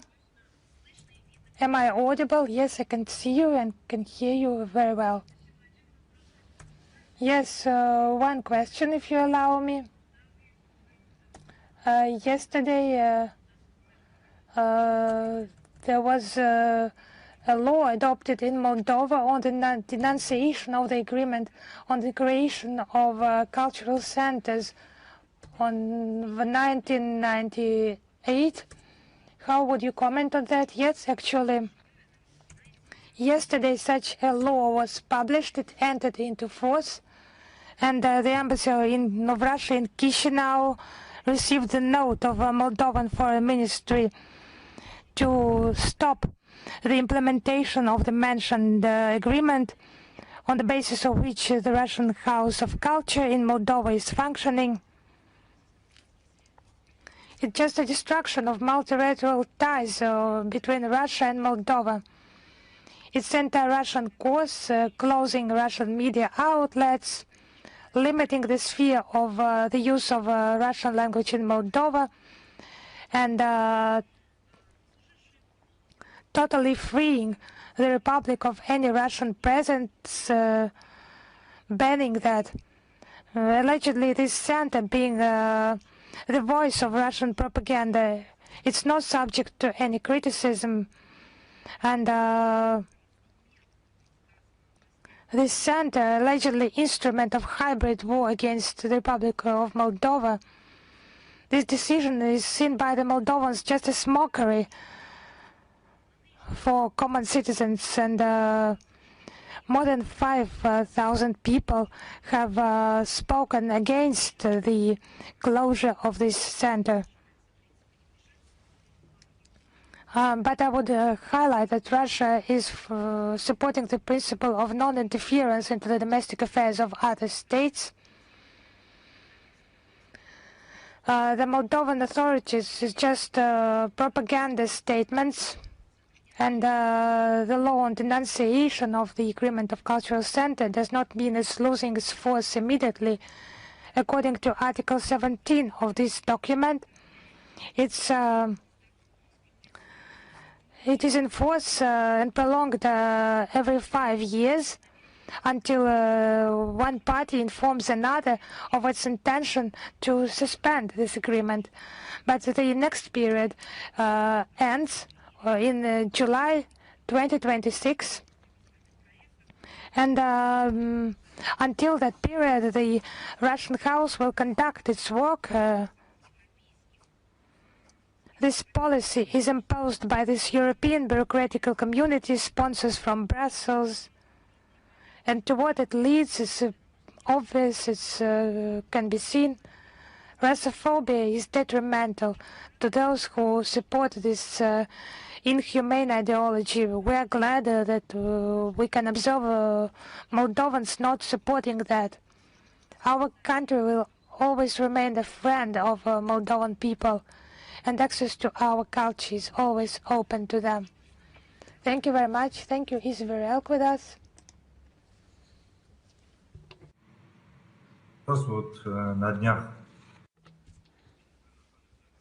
Several days ago, Prime Minister of Armenia went Brussels, and Kaja Kallas offered Armenia as well as other partner countries to join anti-Russian sanctions.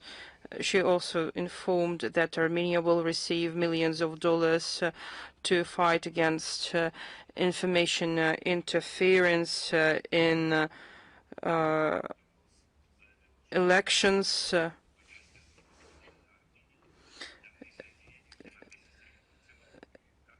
And again, she also promised to provide millions of dollars so that Armenia wouldn't support Russia. You know, I remember just this situation. That imagine that there are vampires in Brussels that are getting closer to no more people, and they say, "Do you want us to bite you?" And you will become like us. You won't reflect in mirrors. You will be afraid of a sunlight. You won't need energy, like power energy. Kaja Kallas just has shown her true colors, and her statement shows that the only goal of the EU in its cooperation with Yerevan is to damage Armenia-Russia relations. They stopped hiding that. Well, probably they wanted to hide it, but their intellectual aptitudes don't allow them to do so. They are trying to damage our traditional, mutually beneficial and mutually respectful cooperation in many sectors, including power energy.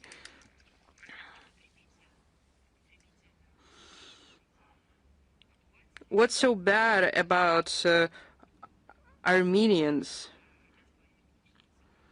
What's so bad for Armenians if Russia and Armenia develop energy cooperation? There are many energy facilities in Armenia. There is a mutually respectful dialogue and mutually beneficial cooperation.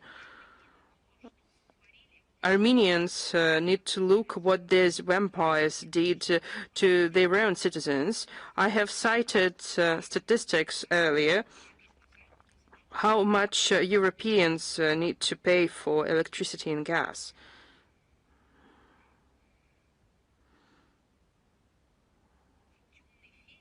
After this dark fairies worked with the energy cooperation between EU countries and Russia, now they are paying the double price. And they want to do the same thing with other countries. They are using sanctions to damage economic cooperation and energy cooperation between Russia and Armenia and to put it under control. In contrast to Brussels, our approach to developing relations with Armenia and other partners is not about developing friendship against third countries, is not about developing unrealistic projects. Our cooperation is about mutual benefit and mutual respect and for developing common integration associations. You had that you have two questions, so there is another one. The government of Armenia published a number of documents on the negotiating process on the Nagorno-Karabakh settlement process. Some documents testify the opposite, but the pro-Pashinyan mass media and experts are trying to convince that negotiations on the settlement of the Nagorno-Karabakh conflicts have never been carried out around the independence of Artsakh or accession of Artsakh to Armenia, and the status of Nagorno-Karabakh Republic was discussed solely as part of the territorial integrity and sovereignty of Azerbaijan. What is your comment about these claims? The status should be determined at the referendum. Are there any restrictions to this question? We noted this information campaign. I should state the obvious. Armenia has shown total disregard for ethical norms. They have disclosed working materials of a Minsk group, and moreover, they have published a correspondence of heads of state without discussing it with interested parties. Some of these phrases in the documents go against the position of Yerevan. At the same time, the disclosed documents of the United Nations and OSCE, in which Russia was actively involved,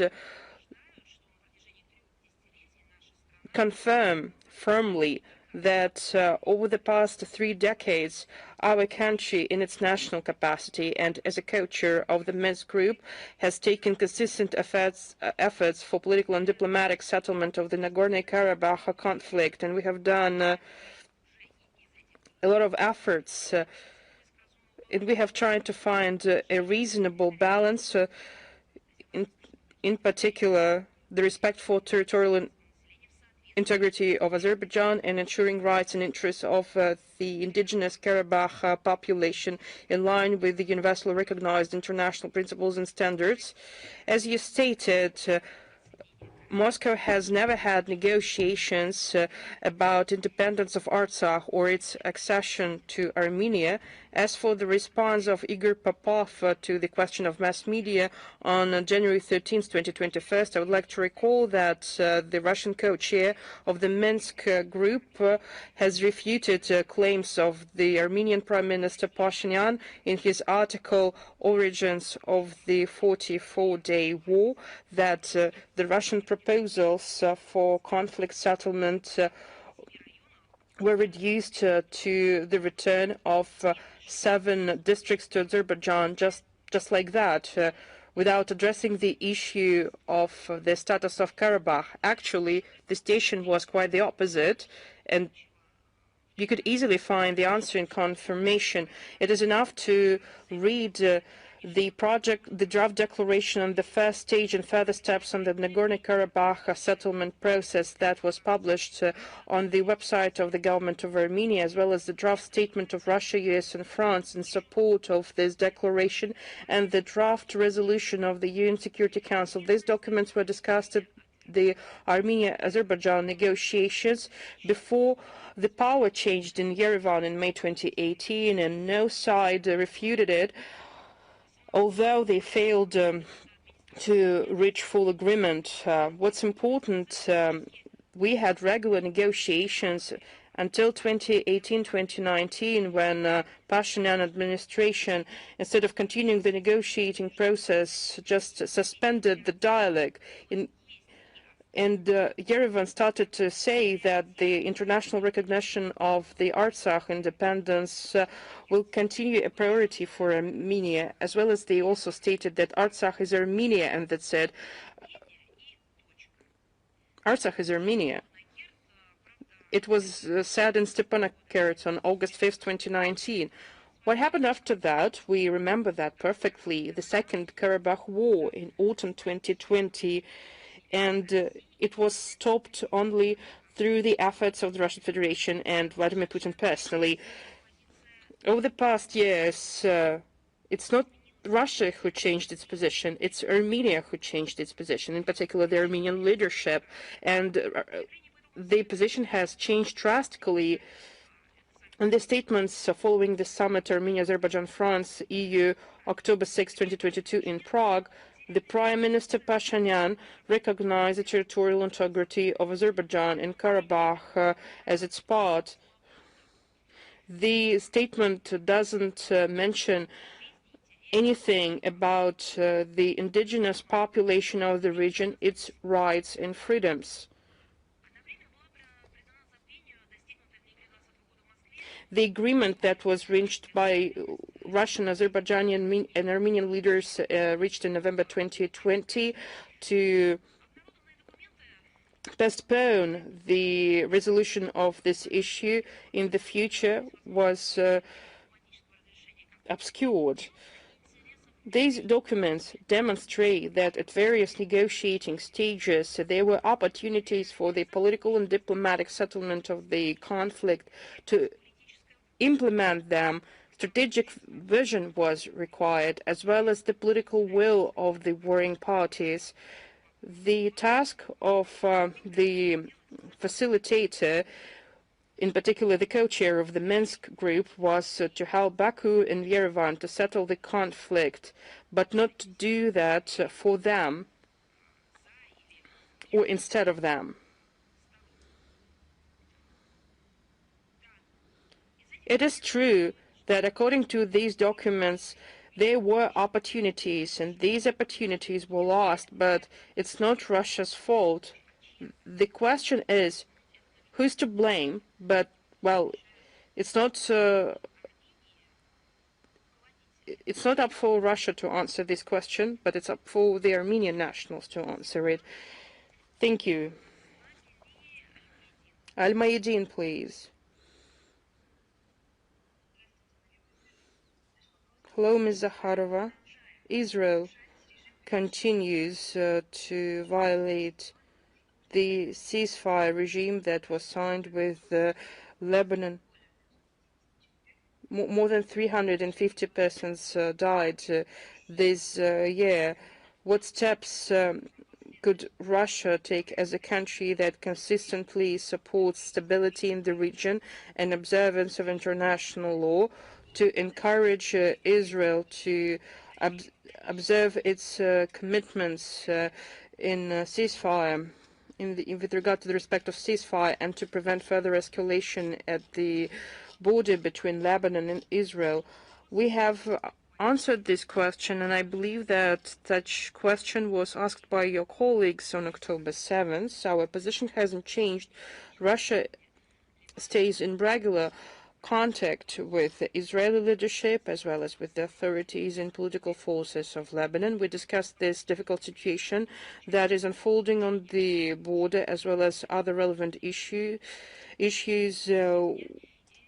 We have concerns that over the past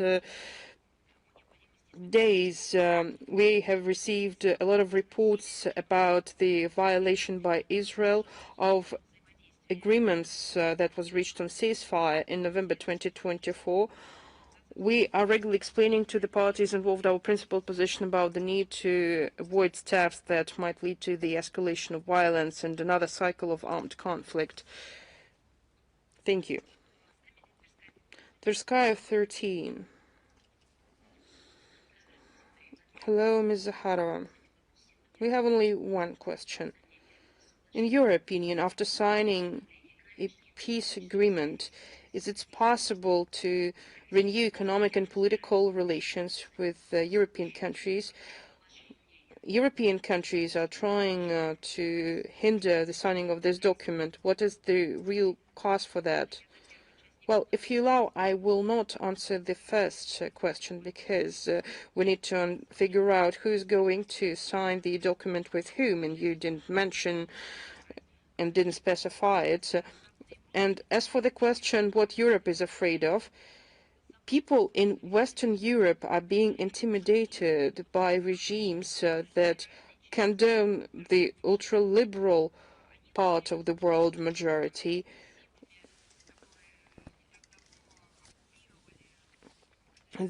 They have been tied with forces that for decades have been occupying U.S. authorities. They have been working with them together. They're condoning their work, and they are looking forward to their return to power, and they're doing their utmost so that this ultra-liberal, aggressive current or political devastating force would regain power again, so that the voice that has been emerging in different parts of the world, including in the countries of the Western majority that have been speaking in favor of the peace process, they are trying to stop this voice. Those who were against equal cooperation with any country, it was their choice. It was the choice of those regimes. But it's Joe Biden who made them impose these restrictions and sanctions. Biden's team told that the Nord Stream pipelines 1 and 2 should be destroyed. They have carried out so many experiments.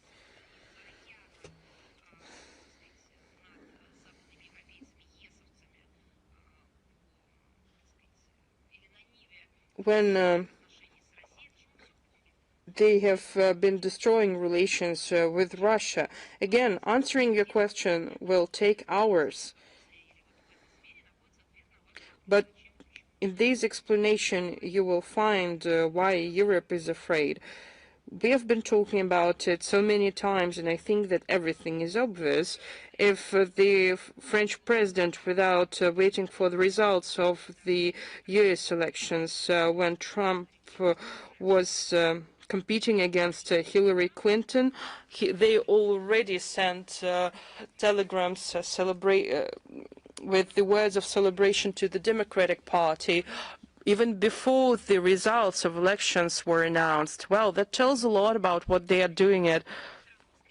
They have been